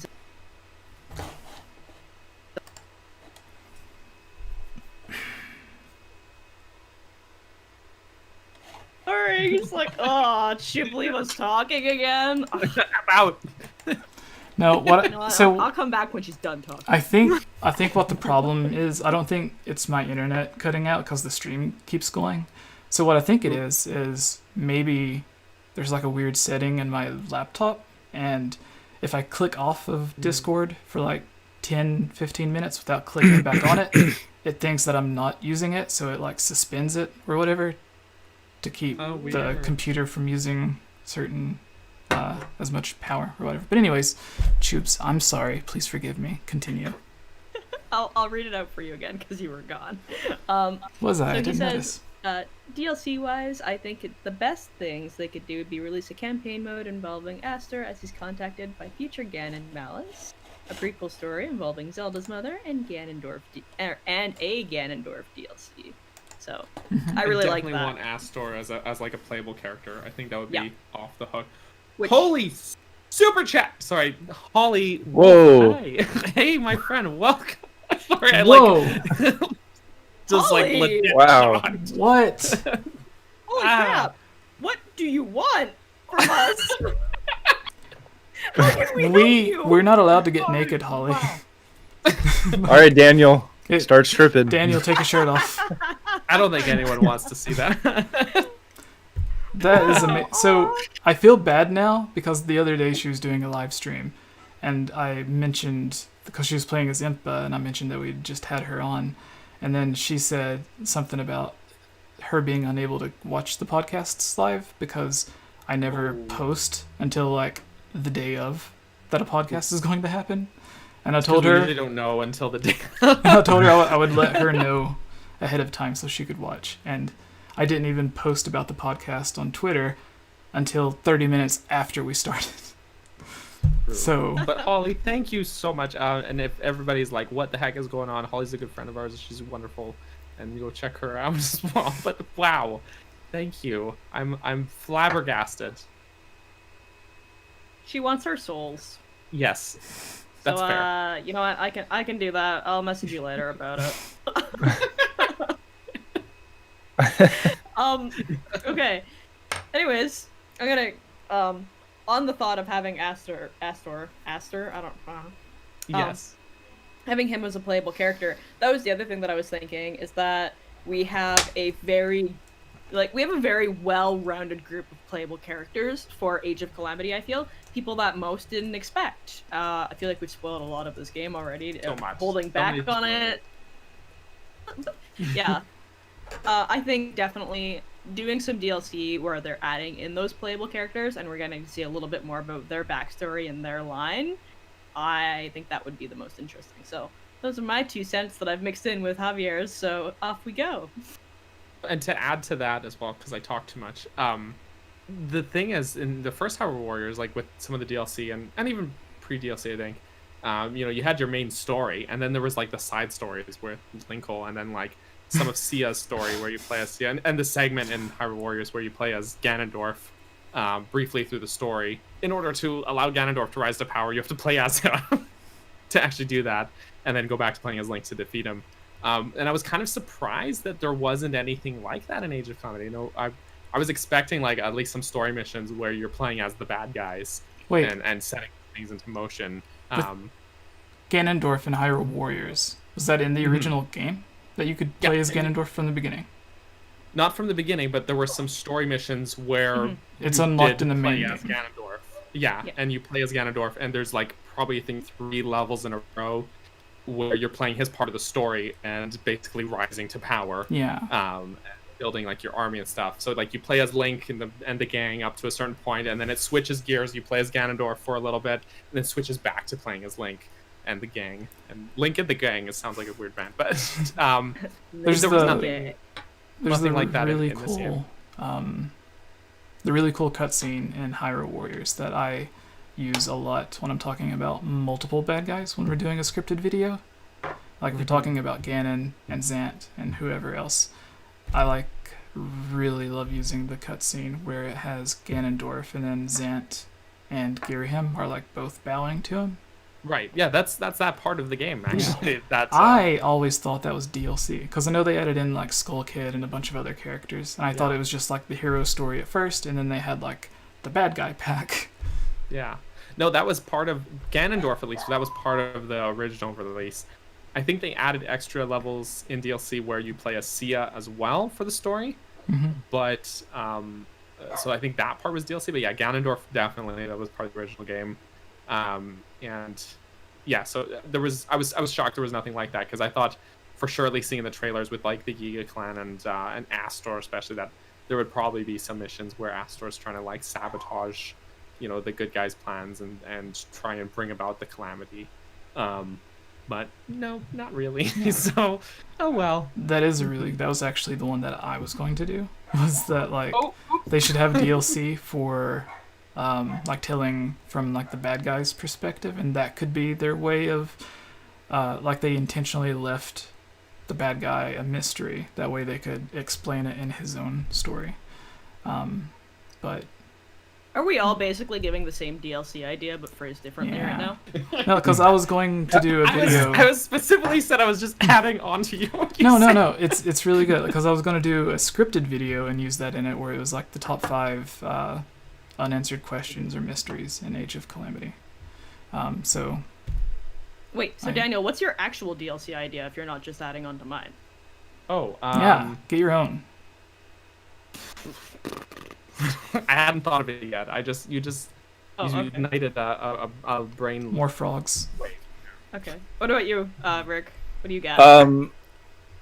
It's kind of obvious. A lot of people really want this, but I just want to see them cover the main story. So just have the other alternate, reality without Terrico there.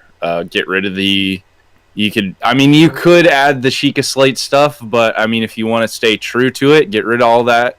I think you have enough variety there to keep the gameplay, fun. And then even if they wanted to add Terrico, just play it out to where they all fail. And then have it switch sides once you get to that point. Then you play as the Blights. Interesting. Yeah, or you play as Calamity Ganon. Would they be able to add that as DLC without just making a whole new game? I don't know. You know how Nintendo is. If you think about it, the story in Age of Calamity goes farther than, longer than what it would have if it played out because there's a certain point, basically the Battle of Fort Hiteno, I think it's pretty much like the 2/3 of the story through Age of Calamity, but that should be, if it was true to Breath of the Wild, that should be where it ends, basically. Yeah. Or just shortly after that. So they could have it play out an alternate story that's shorter, and you get to that point and lose, and have it play out that way too. And it could still be a little bit shorter, but still hit those notes that I really wanted to see. And sorry, Jesse. Please go. Why he's so well read? You said something, because I notice, I told Daniel this, when I'm editing our podcast videos, even though it's me on my own audio track, and then everyone else is on the same audio track, and there's usually 2 or 3 other people, sometimes even more, which makes it even worse. If you look at their audio track of you guys, and then my audio track, even though I'm one person, it's still as much, if not more, than everyone else's. So one person, a quarter of the people, has half the audio. Oh no. Yeah, but adding on to what Daniel said, it was which was me adding on to what Rick said. Yeah, but there's what you We're were all friends here. What you were saying, but specifically there was, explaining that made me forget what I was gonna say.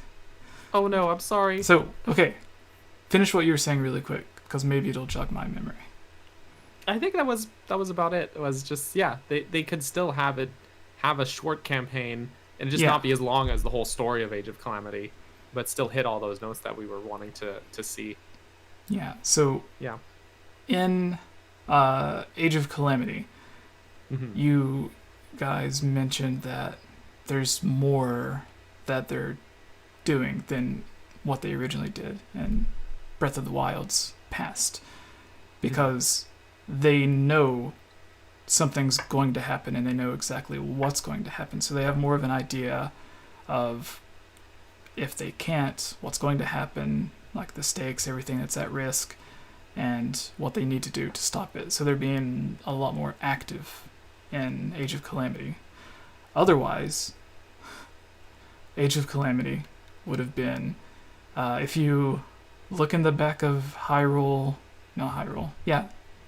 the Creating a Champions book, or Masterworks is what it's called in Japan.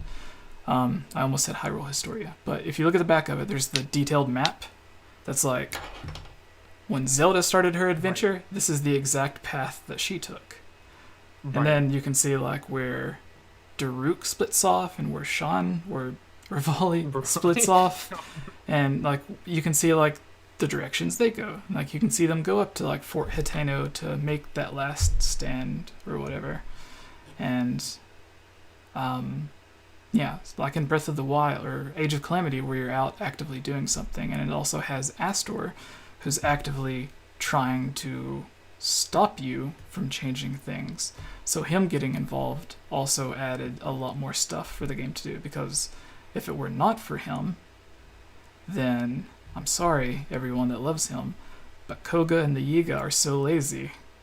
They would have just sat there Not in Suga. Gerudo Desert. Not with the whole Suga time. there. Suga gets it done. It's like I the feel like best Suga- character. Yeah. He really is. Like, Suga is what, like, if again, going back to the original Hyrule Warriors, what Volga could have been if he if he was Yeah. Volga, wasn't he supposed to be like a humanoid version of 𝐓𝐼𝐽𝐤? Yes, yeah, but they're just like, he's basically like a, sidekick to the main villain kind of thing with Yeah. Sia, right? And yeah, I just got really tired of Volga really quick in that game, but Yeah. in Age of Calamity, yeah, Suga. Every time Suga came out, I'm like, yes, I love this guy. Like, he's so cool, and the fact that he's still loyal to Master Koga, despite the fact that he's infinitely more useful and more what's the word I'm thinking of, competent. Master Koga. I don't know. I feel like losing Suga is what made the Yiga clan go decline in their ranks and their competency, because in Breath of the Wild they're really a bunch of clowns. They're not that threatening. I was also In this surprised game, that they like Koga, literally have armies. There's thousands of them. there was the whole debate when they first showed Koga in the trailers for Age of Calamity, like whether this was the same Koga or not, because Yeah, it's Koga, like Master Koga could over have 100 years like old. Yeah, but some people were saying that like one of the games, like Koga is the title they give, like Master Koga is their name for chief or captain or whatever.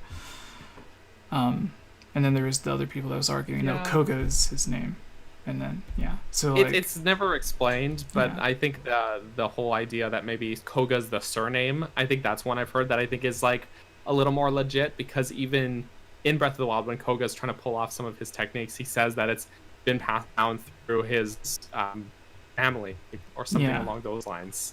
And so it could be that Koga is a descendant of the one we see in Age of Calamity, but it's never really. It could just be the same Koga, and because we do know Sheikah have really long lifespans. It just makes me wonder why Impa got old and saggy and he didn't. and they have the potion stuff that I want to Right. go on in a second. That's actually one of the things that I was going to mention was the potion. But before I get into that, finishing up what Rick said with Age of Calamity. Wait, was it YouTube's that said, like, if they told the story that Rick was talking about, wouldn't it be like almost an entire game in itself? Oh yeah, like how would they make it a DLC? Like wouldn't it just be Yeah. a whole new game? That's like what happened with Breath of the Wild 2, because apparently it was supposed to be DLC for the first game. But in the too much game. the same way with that potential DLC, I feel that it does seem like a lot, like if they told an completely alternate set of events to what happened in Age of Calamity, but without the Yiga trying to stop you every turn and then having to change plans and doing other stuff and all the hordes of battles that you do, I think it could make a story that would be like 25% of like what the original game was, because it reminded me of, if you look at the path that they all take on the map and stuff, like I think how many months, I forgot what it was, but they were talking about like how many months that it was supposed to be that they were on. Because someone, 𝐴𝐵𝐷𝐿, by the way. yeah, someone 𝐴𝐵𝐷𝐿. on Twitter said something about the thing that they didn't like was that, and I guess this would have went with the earlier topic, but that Zelda's journey seemed like it took 2 years or longer in Breath of the Wild's memories, but in Age of Calamity it only feels like a few months. The 2-year mark from you. That was never really the impression I got. Yeah, me either. Yeah, from the memories. So they never give an exact time frame? No, the only thing we know is it probably isn't that long, because she goes. The only like really significant like. It's her 17th birthday, right? Like her 17th birthday is yeah. Aside from that, I don't think it takes that long. 2 years. Like, do you think of the first memories of Breath of the Wild that she's 15? I would say it seems like a span of maybe a year. Yeah. She's like 16 at the beginning and then turned 17 within the process. Yeah. Yeah. That was my idea as well, especially since we see like there's no physical traits that are different and stuff. Like, obviously this is the exact opposite, but in Breath of the Wild 2 takes place after Breath of the Wild, and you can see there's a clear visual distinction for Zelda because she's got her hair cut. But I would think something similar would have happened if it was like a year or two before Breath of the Wild. Then they would have had, like, her hair would have looked a little bit different or something, and then as the memories progressed, you would see it slowly getting longer and longer. Like, for those who But maybe she played has it, a royal barber that is just I afraid think of getting it The exactly Witcher the 3 does that, though. Or even Red Dead 2 as well, where like if you his hair will grow and his beard will grow and stuff And throughout the game. Wind Unless you go Waker, You know, I was just going to mention that. We haven't Or seen was it it- implemented since Yeah, it was Wind Waker. yeah, he they're was supposed to have age. it. Was it in Wind Waker or was it Wind Waker 2? No, it was in Wind Waker. They cut the concept of him Aging. slowly aging through the game and getting taller Yeah. and stuff. And yeah. then they were going to make him an adult in the second one because he looked weird riding a horse, apparently. That's fair. He would look. Toon Link would look weird riding a horse. I just find that hilarious because it's like they're sitting there like trying to do it and stuff, and it's like, yeah, it would look really weird if we had Kid Link, you know. So let's give it to make this game about adult Link. It's like, oh, I bet there's some really cool ideas and concepts of gameplay, like, you know, you can't reach certain cliffs because he's like not tall enough, like an Ocarina of Time, and like I wonder, like, tell me about all the great ideas you have and new gameplay mechanics that we can have for him being an adult now. And it's like, no, I just want him to look cool riding a horse. Anyways, Chube's back. So the thing that I was going to say Bring back 𝐴𝐵𝐷𝐿. No, for my Sorry. no. Okay. so what I was going to say is with the potion thing, we see Age of Calamity, they're all young and stuff, is a big surprise. Who knew that, you know, old lady Sheikah would end up being one of the coolest characters in Breath of the Wild, or old lady Impa being really cool. So in Breath of the Wild, we see super old Impa, and then we see super young laboratory scientist Sheikah guys. And apparently they took a youth potion or something and turned back into kids or something crazy. So what I want to see in the DLC... Only Purah. Robbie's still... Yeah, super- only yeah. Purah. Yeah, but just he's Purah. shorter from the old age, like Impa. Yeah, just... I just side note, I put this tweet out there. I was apparently the funniest joke I could think of at the Saw time. it the other day.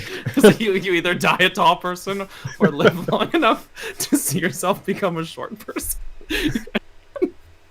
That's all. Sorry. Oh, that reminds me. I think I retweeted it earlier, but Sean retweeted someone because like they did a quote retweet with an image and just had Sean with like an exclamation point, and it was like it was about the correct way to pronounce everyone's name, and it's like, oh well, if they don't have an English voice saying it, I always assume that's just pronounced the same way as it would sound if you were reading it in Japanese, like how certain letters sound different over there. Like they don't really pronounce the R sounds, or L, right? Yeah, anyways. So like I had everyone's name and like a detailed way to say it, and then I got down to Sidon, and it said DAYDEE for like daddy, on like the correct way to say Sidon. No. And then it goes along with what I felt was a joke in Age of Calamity, where everyone gets their own unique title, and then Sidon's is like, what was it? Something about smiling? This is Winning Smile. Yeah. Which I think is like as close as they could get to saying that he's basically a hot boy without actually saying that he's a hot boy. Yeah. It's like they paid attention to all the Zelda memes that everyone was doing. So he's got his winning smile. That's what it is. but that's what I would like to see, because I thought it was a cool twist and a cool dynamic, and it blew Daniel and I's mind when we were talking to Joe, and he mentioned Andy doing the old and young voice actor, and we were just like, what? That's not a different voice actor? I thought that was like a real old lady. And then we apologized to Andy for not bringing her on when Breath of the Wild originally released, because we thought it was an actual old person playing an old person. And she was just like, You don't want an actual old person on the podcast, No. Jesse? We got No. I would have invited her, but I thought it would have been a situation to where it's like, yeah, it's an older person, and they do voice acting for games, but maybe like they don't really want to know how to turn a computer on. Maybe. Maybe. She took it as a compliment. She's Yeah. like, oh, I was trying to go for old person, so if you thought it was actually an old person, then I guess I did a good job. Yeah. Yeah. But I would like to see an event or something happen that leads to them wanting to start making this potion. Like I know in Breath of the Wild, it's basically like, they're trying to stay alive so they can help stop Calamity Ganon's return and save Hyrule and stuff. But now that... I always thought it was just Purah's zaniness that led to it, really, because Robbie and Impa didn't maybe take any age I didn't think reversal about that. processes. Or, so I was just assumed it was just the fact that Purah is just a kind of a wild card among those three. So, yeah. So, I would like to see her... Like, it could be just a small part of the DLC, towards just telling additional stories of, like, maybe questions people had about Breath of the Wild, and they can just kind of talk about it in Age of Calamity. So, like, maybe there's one specific side quest to where she sends you on, like, something a lot more creative than the quest that the Gibdo sends you on in Majora's Mask, where it's like, go get this for me, now go get this, now go get this. For some reason. Yeah, I need 5 Deku seeds. Go get them. So if she's like, go get like one of the stars, or like she needs 20 silent princess flowers, or like 15 frog legs, or something weird, I think it would be a really cool quest. And then the whole time you're like, well, what does she need all this weird stuff for? And then you find out you're the reason that she makes the potion in this timeline. Like you're the one that went out and got the stuff for her. So I think something like that. And then having other quests that are tied to different questions people had about Breath of the Wild. Even though it wouldn't be the way that it happened in Breath of the Wild's history, it could still be like this game's answer for those questions. Mm-hmm. And then I also want to see Cass was completely missing. Right? Right. Mm-hmm. Yeah, but I don't think it makes sense for him to be... He's not that old, right? No, he I don't talked think that about we don't have the he learned from his teacher. Right. And his the thing teacher. is that, like, Sheikah have a long lifespan, as we see, right? Impa can live to be like over 120 years old. Yeah. And she's old, but she's not like like on her deathbed. The Zora do and- as well, and the Rito Right. come from the Zora. Well- Because like there's that ancient Zora that's like dating a really young Hylian. But or Gerudo, it's whatever it was. there's no Rito in Breath of the Wild that were confirmed to be alive during the Calamity. There are Yeah. Zoras and Sheikah that are and remember it, Is but none of the Rito in Breath of the Wild were alive back then. So Is my Old Man assumption was Rito? they don't have. No, even Go ahead. Canelli.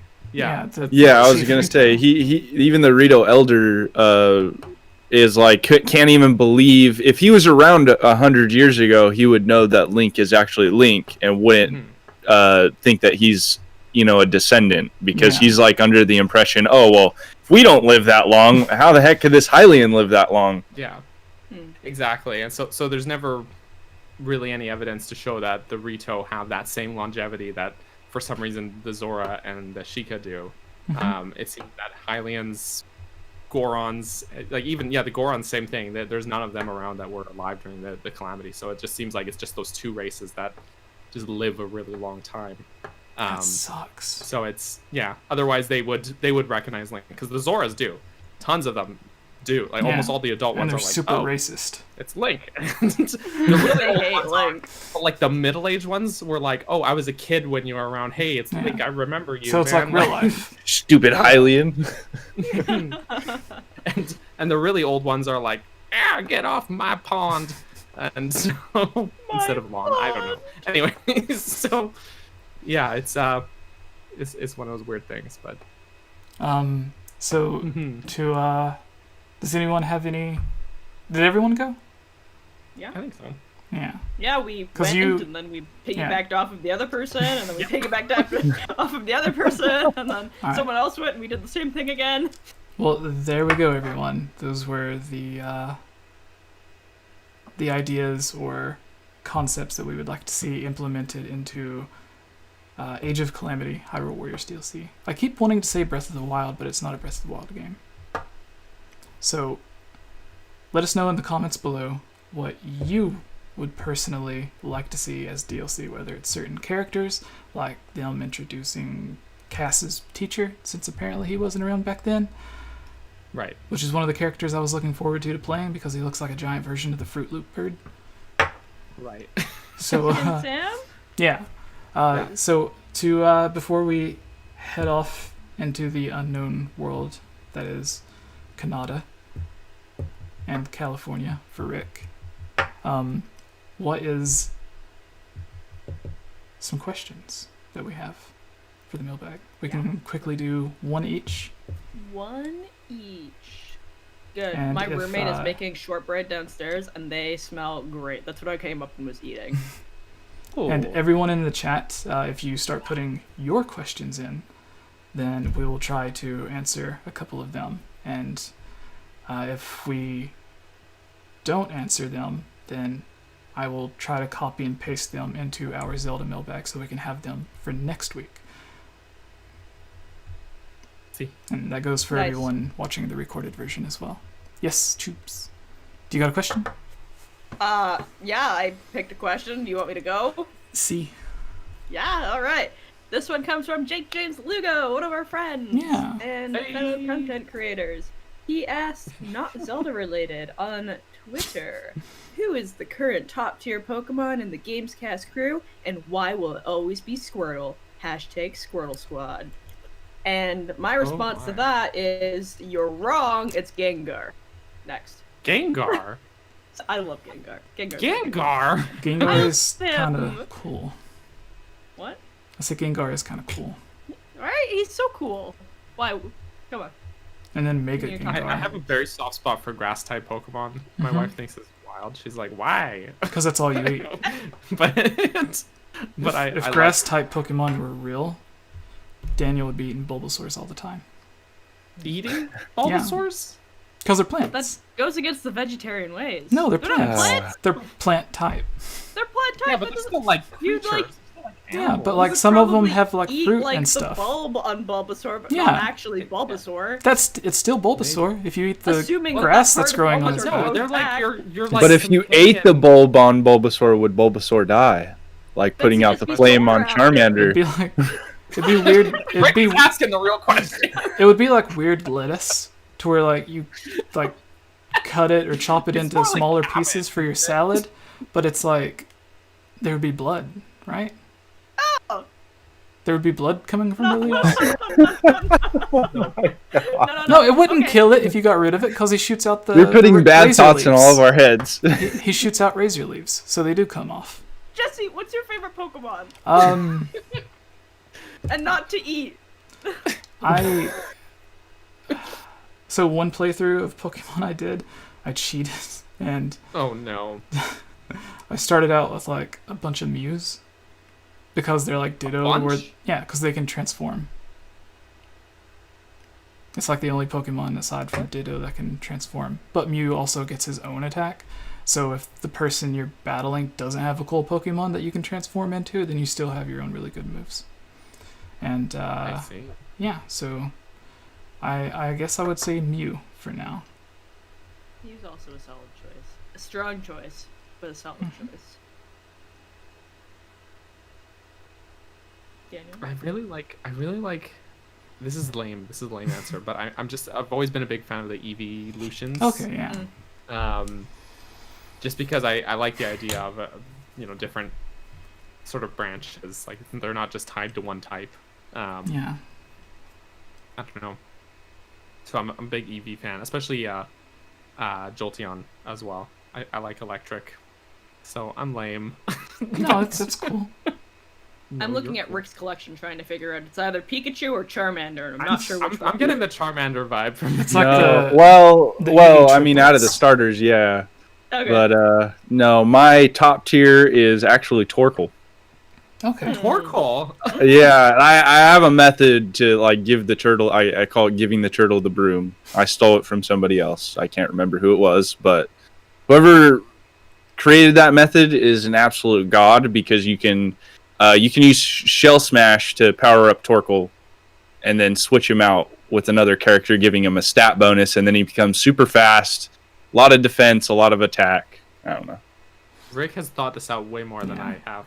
Yeah, I was like, Really quick. Oh, frig.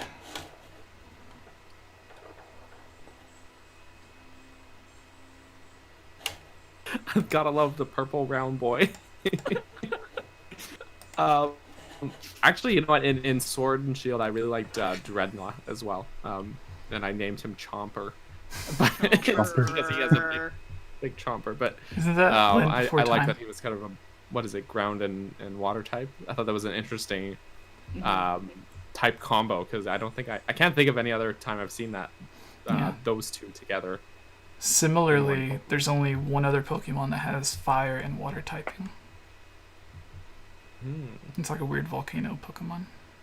I could be wrong. I'm not as huge a Pokemon fan as I am a Zelda fan, obviously. So it's, I played exactly 3 Pokemon games. So I've never beaten a Pokemon game, so my information is not. Don't listen. oh no, What about the Let's Go Pokemon games? Did that you was play one of those? the 3 for me. So.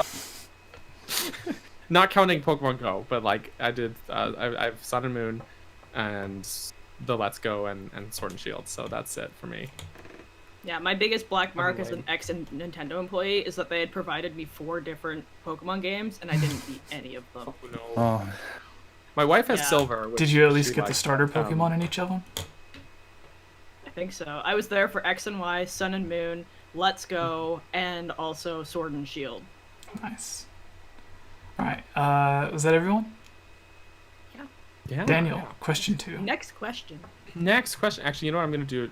I'm gonna pull one from the chat here. Let's have a look at Ooh. what's going on. Living life on the I edge. should have been looking for the center, but I wasn't. I've taken some of the ones from the chat and I've put them in the thing. Oh, have you? Yeah, so Koopa Troopa and Oh, yeah. Birdman both These asked here. questions that I popped in there.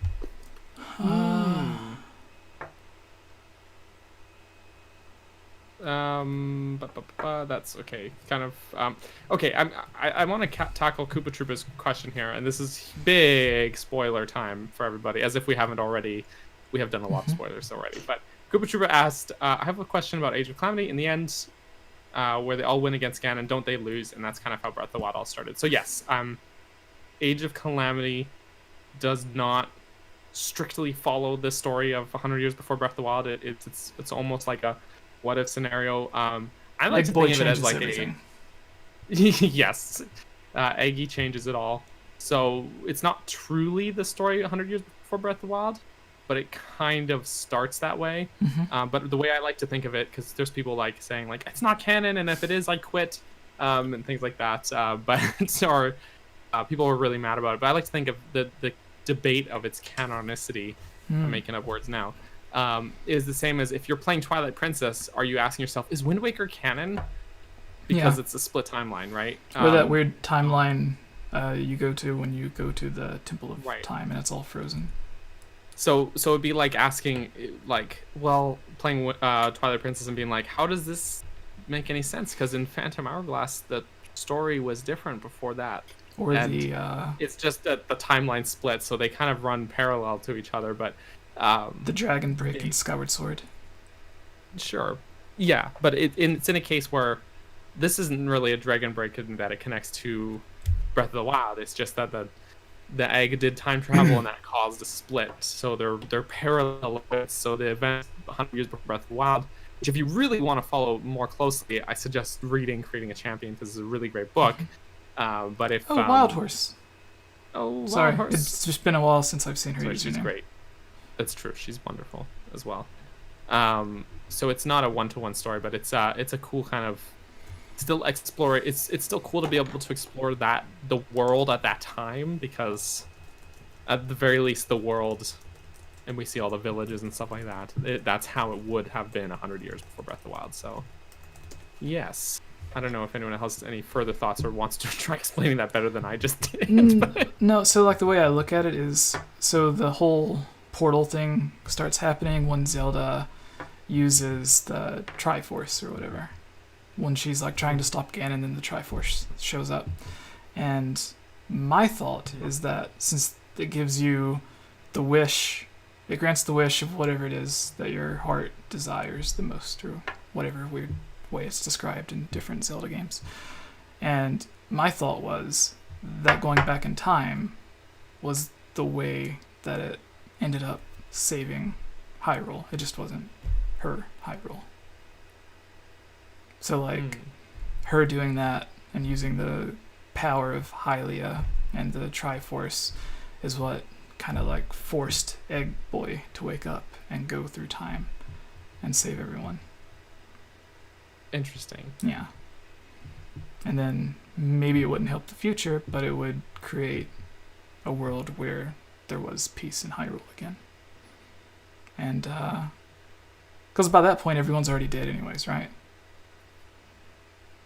Like, Sadly. in Age of Yeah. Calamity. When it happened. Right. It's like, that start of that cutscene of the intro would be where the final memory is in Breath of the Wild. Yeah, At so- Ash Swamp. So, like, Where it could have been a great opportunity for a level in that game, just like you against a jillion guardians. yeah. They kind of Right. have that, but And then kind of. you would also have that feeling of dread every time you're in a big battle with Link. Like, oh, is this where he dies? Is this where he dies? Is this where he dies? And then he finally dies, and you're like, no, I could have won if only I was a level higher. Yeah, it reminds me of all the people that tried playing Final Fantasy VII when it first came out, and one of the main characters dies.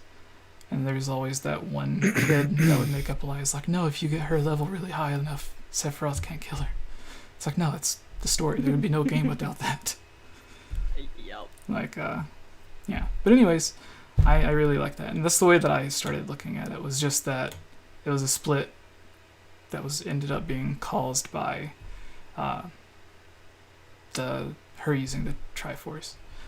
Because I don't know if it's her power is just manifesting in the shape of a Triforce because she's Hylia and Hylia guards and protects the Triforce and everything, or if it's the physical Triforce, because we don't necessarily see the physical Triforce. Like, sometimes it's on Link's hand, like in Ocarina of Time, and it shows up on Zelda's hand and Ganondorf's hand, but Ganondorf's not really physical at that point.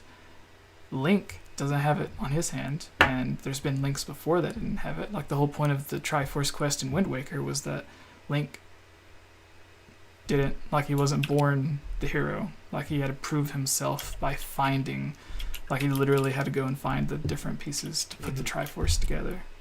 And Breath of the Wild, it doesn't really go into the Triforce that much. So would that be the physical Triforce, or do you think it's just the way her power is represented? Like when... That's a tricky topic because the Triforce seems to have sort of two different ways it's represented. One would be the physical items like we see in Wind Waker and like Zelda 1, where it's like a physical giant golden triangle that shows up. Skyward Sword. Something like Skyward Sword and etc. Yeah. And other times where it's just like Ocarina of Time or Twilight Princess, where it's just like, okay, it's this it's a tattoo. Innate power that dwells within the person, right? And I think the maybe it's Wind Waker, ironically, Wind Waker has both depictions, but I think the Triforce is a tricky concept because of that, and I feel like I could start like I could become a professor. I'm gonna teach a class on this, but so you hadn't thought about that if it was physical or I always thought it was more on the innate side, like it was an internal power rather than the physical object of it. So just a visual representation. But more, yeah, exactly. But that the way I had seen it was that probably in the years prior to Breath of the Wild, the royal family had the Triforce and it was passed through the royal family. But they didn't have a physical object for it. It was just they safeguarded it and kept the power of it within their bloodline that way. And it got passed on. I could be really really off the mark here, but yeah, that's that's why I think it's not something that's out and about in the world like in other games, which is why it's almost never talked about. You don't hear people being like, oh, there was this war and people were fighting over it, or people want to try and find it and stuff like that. There's no mention of it like that in Breath of the Wild because probably the royal families had it for years and decades and generations leading up to the 10,000 year gap between the rest of the series and Breath of the Wild. So yeah, when you were saying that, I had my TED talk. I had the stupid thought in my head of the dumb Yiga clan being told about this golden triangle, and then them just picturing it as like 3 giant piles laid out in the shape of a Triforce of bananas. 3 golden bananas? No, like 3 piles of bananas that are just like piled up in the shape of a Triforce. Oh. Yeah. Oh, banana. But anyways, whose turn is it next? Wait, Rick. Yes. Do you think it's physical, or do you think it's just visual? The Triforce. What are your thoughts on that?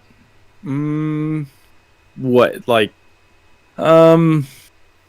Like, is Zelda's power just representing itself in the shape of a Triforce because she gets her power from Hylia, or did she like unlock her? No, she totally unlocked a she to me the way that it seems is that she unlocked access directly to the where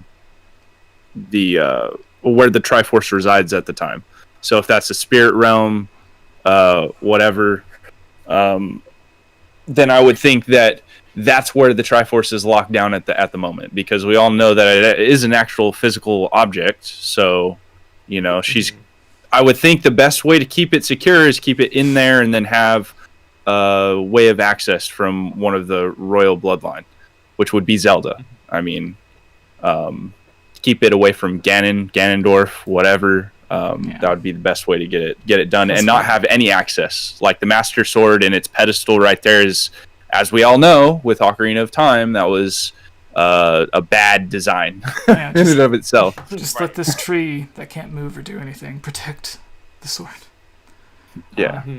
But because they always hide it really in the is sacred actually realm. A fine design flaw, though, Rick, like you mentioned, because it's like in that moment where Ganondorf is able to sort of circumvent events and get into accessing the Triforce, like there's so many games that have just built off like him just still having it from then in both Wind Waker and Twilight Princess. Like he kept it all that time, and like so it's a design flaw for sure. Yeah, you would think I think they caught on by now. You would think it would be a good hiding spot, because it's like, oh, where's the best place we can hide this like limitless powerful item. And they're like, let's hide it in another dimension that you can only enter if you have these 3 things, and then you play this song that we're not going to teach anyone. Yeah, that would be pretty safe. But then it's like it gets stolen from there like almost every game. So it's like but then when you have 2 composer brothers that end up, those are 2 loose ends in that sense. He could go to them, and that's exactly what he did. Is like, hey, I'm going to interrogate these guys, even though it was fruitless for Ganondorf. Wait, Ganondorf I'm going to go through. Apparently, like they weren't keeping the relics, the spiritual stones, very safe, because like they literally started canning them out to whatever 10-year-old comes around. They were going to eat them. Yeah, that's very true. Like, if they knew the significance of it, would they have given that to Link? They're like, this is the way to Rick get in the Triforce. Did you say Ganondorf killed the Poe brothers? I said he interacted with them, interrogated them. I'm I'm pretty positive that he. I can't remember if that's actually in the thing. I made a video on it a long time ago. So like, I believe if I'm speculating or saying anything that isn't canon, we're just talking here. Yeah. So because I believe he would have killed him, but I never put that together. But anyways, it makes the most sense. Yeah. All right. Yeah, he went around terrorizing everybody else. Why wouldn't he have done it to them? Yeah. Tubes. I don't feel like you would want to go on really long talking about that, so yes or no. Was it a physical Triforce, or did you think of it as just like visual for her using the power? You guys took a question, answered the question, started a new question, and kept talking, and you was that not the question? The Triforce? No, because the Triforce caused the time travel, sort of. What even was it? Oh. The question was about it was about how this connected with the world. Like it was not quite into the nitty-gritty specifics of the Triforce, but because I said I thought the Triforce was the reason time travel happened. I mean,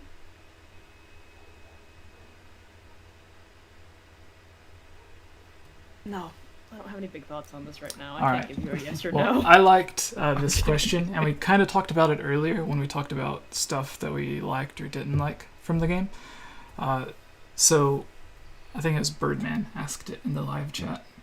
Bird. About our friend Astor. It says, where do you think, where he was just like, I think the guide in A Link to the Past says 𝐴𝐺𝐸 is like a physical representation of a portion of Ganondorf's power that he's using to create this weird puppet thing and then guide it, whatever. Like, sort of what he does with, this says he does the same thing, but then he goes to Shadow Link in Four Swords Adventure. That Shadow Link in that game's really just the evil power from Ganondorf trying to break free and stop Link. So, I felt it was the same thing, but then at the end of it, because the whole time, the Yiga, who are supposed to be these devout, religious nuts that just love bananas and Ganon, even their leader and their most powerful warrior are kind of 50-50 on the whole Ganondorf thing by the time it ends. And Astor is the one who just, like, doesn't care. Like, anything can happen as long as we bring Ganon back. But then even him, at the end of it, seems like he's afraid because Ganondorf starts taking over his body and using him. So that completely ruined my thoughts on 𝐴𝐺𝐸, because at first I was going to say he doesn't have a home. Like, he was just a guy that was created like a puppet thing as like just a portion of the Calamity magic or whatever. But then if that was the case, he wouldn't have been scared to get used by Ganon at the end. So, I don't know. I'm trying to think of where. Do any of you guys remember where in the game it's mentioned that he comes from any village? Because I don't.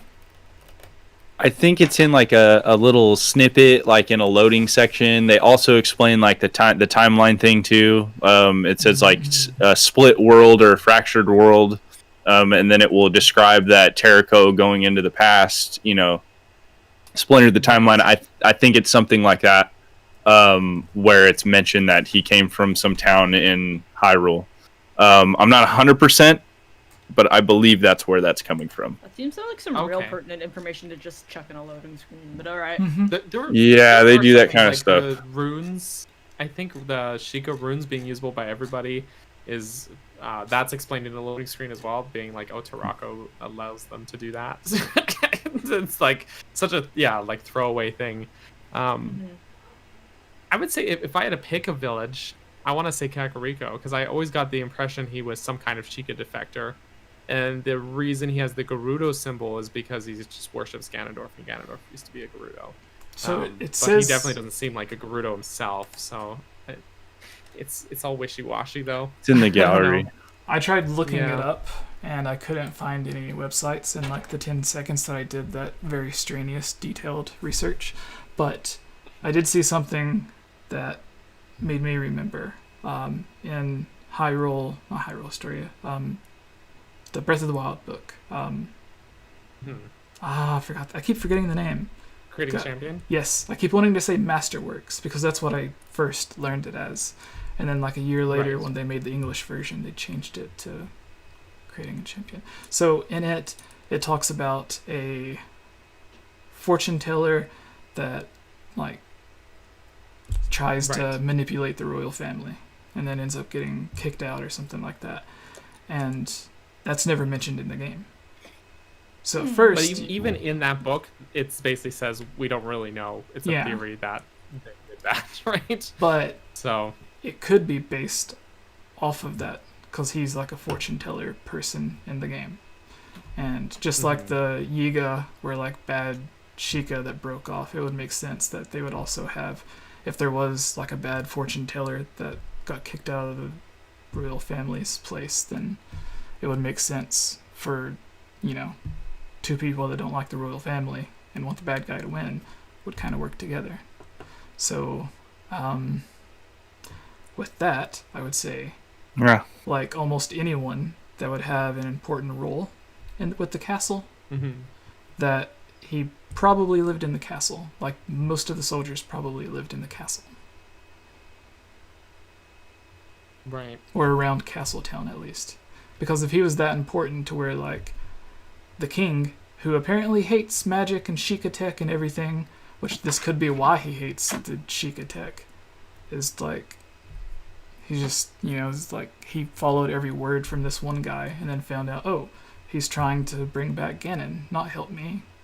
So it would make sense for him to then hate everything Sheikah related. But I would imagine if there was someone that important to where they would call him in and listen to whatever he had to say on the future, that they would also allow that person to stay kind of close to the castle. Because you're not going to be going back and forth between like Kakariko Village and the castle every single day. Yeah. But maybe I'm just looking too much into it. We all probably are. Yeah. That's what we do, isn't it? Yeah. So what is your guys's? Say again? What's your guys's thought on it? On where he comes from? Yeah, where he lives or where he comes from or whatever. Because Daniel could be right. Like that could have been something that they just put in the book, not thinking of, and then they just based the character off of it. Being frank, I haven't gotten past chapter 3, so I actually haven't seen too much involvement of him. He's basically like just introduced at this point, so I have zero opinion on him right now. He's not as cool as the other Yiga because he's not obsessed with bananas, but of course, that's an important detail. Yeah, I don't know. It's hard for me to make speculation about Astor because like there's just so little info, like there's like it's like grasping at straws for me, and it makes it difficult for me to like invest in any sort of theory because it's just as easy to say something completely the opposite way, right? Yeah. Plus, there 100 years ago, there were a bunch of small villages that were destroyed in the process of all the Guardians coming through. So, even in this game, most of those villages were destroyed, and we don't play through a lot of those sections. So, and there's a bunch of stuff going on in the background. So I mean, any of those villages could have been where it came from because it just says a small village. Personally, if we're gonna have to like pick one, Lurlin, probably, because I would think that's if he's Gerudo, if he actually is Gerudo, then it would make sense that that's where any defectors would have ended up. And Wait, I've seen a lot of people make that. Merlin? Or males. They wouldn't be allowed to stay in Gerudo Town as a man, right? They would be. Yeah, because the ejected Gerudo from would be town. like, last time we had a male leader, it didn't work out so well, so he's got to go.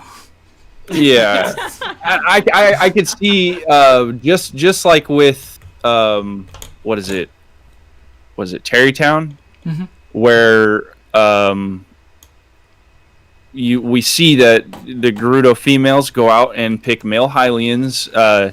If there was a long enough span of time, you would think that the whole like male every 100 years would thin out, especially if none of the females that were born outside of Gerudo Town ended up getting sent back there to then commingle and then meet a different Hylian.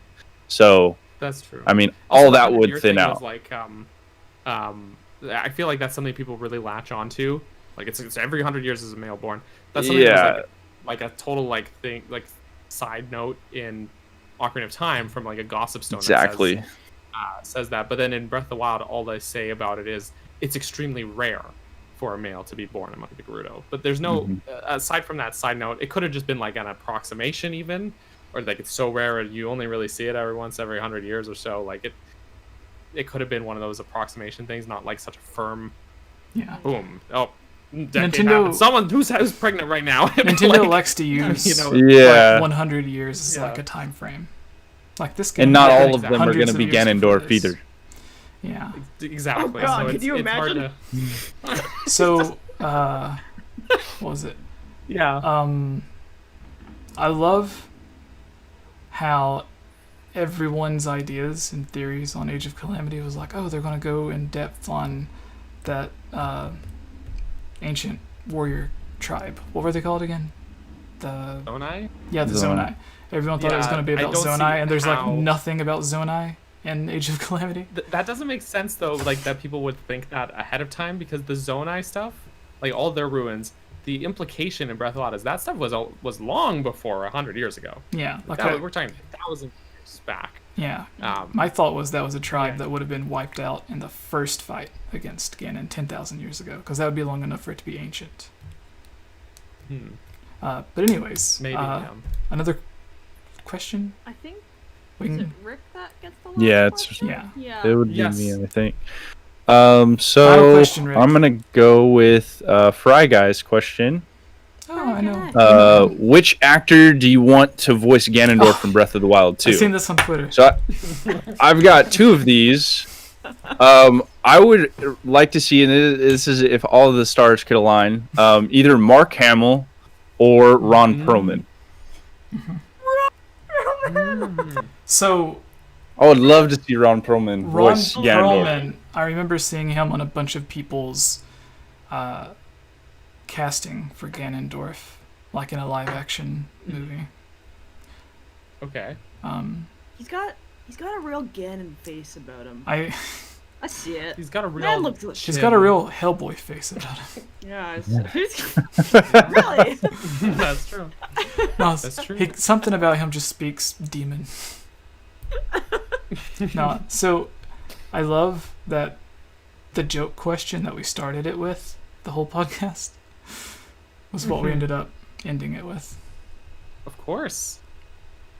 So Daniel, we're also curious. Who could you possibly want to voice? I said this before. I jokingly before we started, I said Gilbert Gottfried because I just can't imagine a better world. But no, I don't think it should actually be Gilbert Gottfried. Obviously, as hilarious as that would be, it should be John Mulaney. No, it should not be. I'm joking.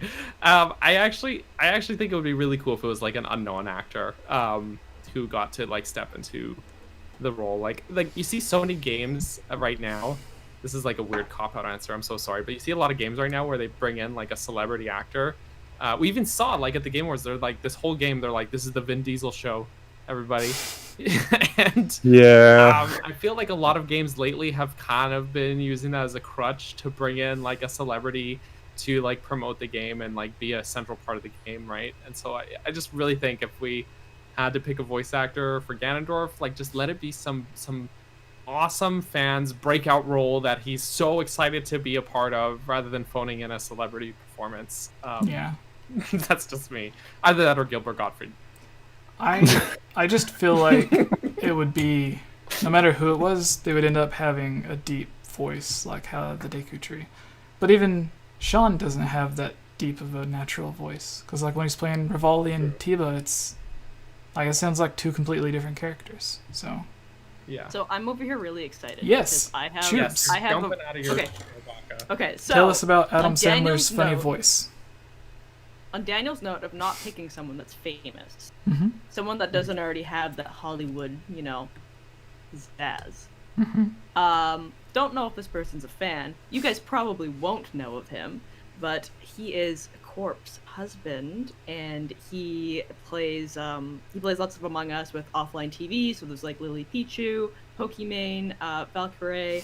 They've been playing with like PewDiePie and Jacksepticeye lately. But he has the most incredibly deep voice ever. I will have to send a clip to you guys later because it is like I've never heard a voice this deep. They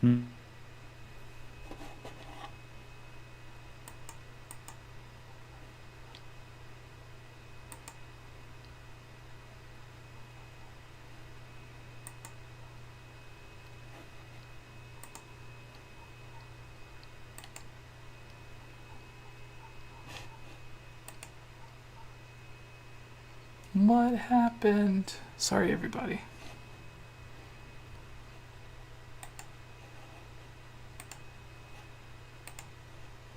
Feedback. Here, I have a clip that I'll send you guys.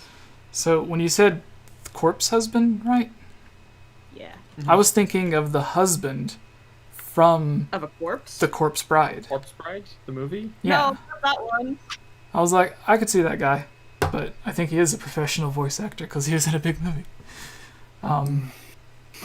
But yeah, so I think a lot of people would have that feeling that like, oh, Ganondorf should have a deep voice. So they would think of someone with a nice deep voice. But then I thought about how like Sean did the Deku Tree. And that was a deep voice. Well, I mean, they So- just have to bring the deepness to the performance. They don't, Yeah. like a lot of voice actors, their natural speaking voice is not really often how the character really sounds. Yeah. So otherwise my we answer's wouldn't have Suga. my answer's quick. What? Discord. He's not Yeah. okay. Why you do this to me, Discord? Oh no. Good thing we're about to end It's it. that one problem, it's another with us, eh? So, I was gonna say I would think it would be Benedict Cumberbatch because Pickle? he does the voice Cumberpickle. for the talking dragon dude in Skyrim. That Not in is Skyrim, Charles what? Martinet. Oh yeah, no, he does a In voice for Skyrim? a dragon. Oh, yeah, in he does The that Hobbit. in The Hobbit? Yeah, that's what I was thinking of. Skyrim. That's Same Charles thing. Martinet. Martinet does the Skyrim dragon? Yes, the voice of Mario plays the talking dragon in Skyrim, and it's amazing. Another example of someone doing one day it's great like, little great. voice and Like, great little I voice. That is did not great. know that. You Yeah. didn't know that. He That's needs to Charles play Martinet. Ganondorf. I'm sorry. Yeah, Oh my sure. god. No, Charles because Martinet is gonna be Ganon. yeah, so someone would said that not on Twitter, but I think they said it as a joke.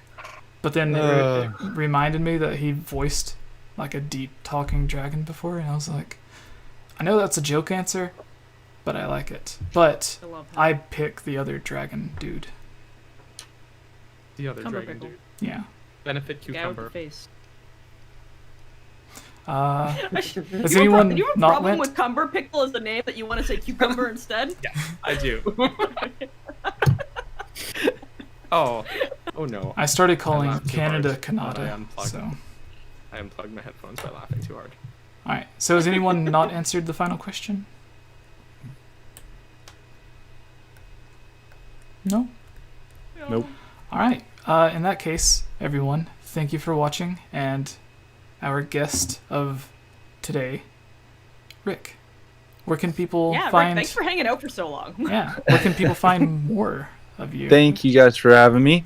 You guys can all find me at on Twitter at @𝐅MFHGaming and over on YouTube just 𝐅MFH. I'm currently doing a Zelda timeline playthrough, so we're starting from the top and working our way through the entire Zelda timeline. I stream on YouTube Tuesday and Thursday at 1 p.m. Pacific Standard Time. So if you all want to come on over and join me there, like I said, I do that on Tuesdays. We're currently on a Link Between Worlds right now, so going down to the Downfall route at the moment. But yeah, that's me. Yeah, I don't comment on those streams, but I will put them on sometimes while I'm editing, or I'll put one of Daniel's old streams on and just have like background noise while I'm editing. So it's really nice. And It's been a lot of fun. Yeah, so go check out Rick's channel. And Daniel just released a video that had a lot of Rick in it. So It did. It's probably one of my was also- videos, and it's all thanks to Rick. Honestly, the video would be only half as good as it turned out if Rick hadn't helped me with it. So where could people find your channel if they wanted to go check that out, Daniel? Yes, everything is Capsburgerson, CAPTBURGERSON, Twitter, Instagram, Twitch, etc., YouTube. Yeah, like I mentioned, my last video, I've been wanting to do more of these. My video is called Hyrule Tours, which is just really like an appreciation video of how beautiful Breath of the Wild is.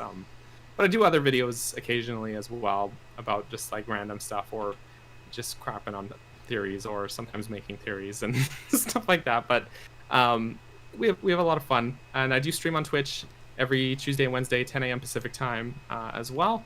We're in the midst of playing through Age of Calamity on my stream, so it's a good time. But spoilers, of course, because we're playing a game and it's fairly new and all that, and then we're just powering through it. Well, not really powering through it. I'm taking my sweet time with it actually, because there's so much content. But yeah, and definitely go watch that video with Rick. It should be like my first one when you go to my channel, and he helps so much, not just with narration and the script and stuff, but also capturing probably the best footage that's in that video was all thanks to him. So it's Not yes, at all. it's chef's kiss, beautiful. So serious question about Hyrule Tours. Are you going to redo certain areas to show off what it used to look like in Hyrule Warriors? Undecided yet, because I think some of the more interesting areas I'd like to, we didn't really get to see in Age of Calamity. And a lot of the in Breath of the Wild, if there's an area I want to go into and like record good footage for, if there's an enemy that's like in the way or something, or in the way of the shot, or sometimes I'll just put on Majora's Mask and so that he doesn't bother me or whatever, and I can have him in the clip or whatever. But sometimes I'll just kill the enemies, take the loot, move it out of the way or whatever, and then record the footage I need. And in Age of Calamity, there's too much going on that I don't know if I could do that without just there being 100 bokoblins in the way of the scenery. Like the whole point of those videos are supposed to be very calm and relaxing videos. That just an Age of Calamity is anything but calm and relaxing. You really need like the stone mask from Majora's Mask, where you're just invisible. Right. Yeah. But yeah, they're a lot of fun to make. Those videos, they take ages to get all the right footage and to decide on what to show and stuff. But I really enjoy doing those ones. And actually, Jesse was also in another one. So if you guys like him talking, he was in my previous one before I had Rick in too. So and also Geek was in another one of those. So I'm collecting the whole set here. No tubes. He hates no me. tubes. I gave you a 45-minute video. That's true. All right, Choops. I'm sure a lot of people have noticed you've had some Age of Calamity Let's Plays going on my channel. Absolutely. So, if you guys want to find me, I'm on Twitter mostly at 𝐓𝐷𝐼𝐢, and I've also been streaming on twitch.tv/𝐓𝐷𝐼𝐢 with an extra A because I can't get the old 𝐓𝐷𝐼𝐢 back. She's dead. And yeah, if you guys haven't noticed, I've actually been taking my clips, sending them to Jesse, and uploading them to the YouTube for those of you that are wanting to see some gameplay. I know Jesse's been in a weird place lately, so he can't really play it for you, just with his hand thing. I can't So press I figured buttons. that. Yeah, so I figured that I would just take my stuff, we'd move it over, so that way you guys have some sort of gameplay that you can start watching. I apologize in advance. I'm not the most appropriate when I stream. I definitely made a comment about how all of the Gerudo are probably on the same period schedule. It's awkward and uncomfortable. I'm sorry. But that's where you can find me. All right. So at Chiblima, at RMFH Gaming, and at Danengorf. At Captain Bergerson. Yeah, Ferguson. So everyone, thank you for watching. Thank you for staying an hour longer, Tubes. Oops. No problem. And yeah, Rick, thank you for coming on after just mentioning it to you a few days ago. And Daniel, Yep. thank you for just being you. Oh, Jesse, thank you for bringing us all together. All right. We love Bye, you. everybody.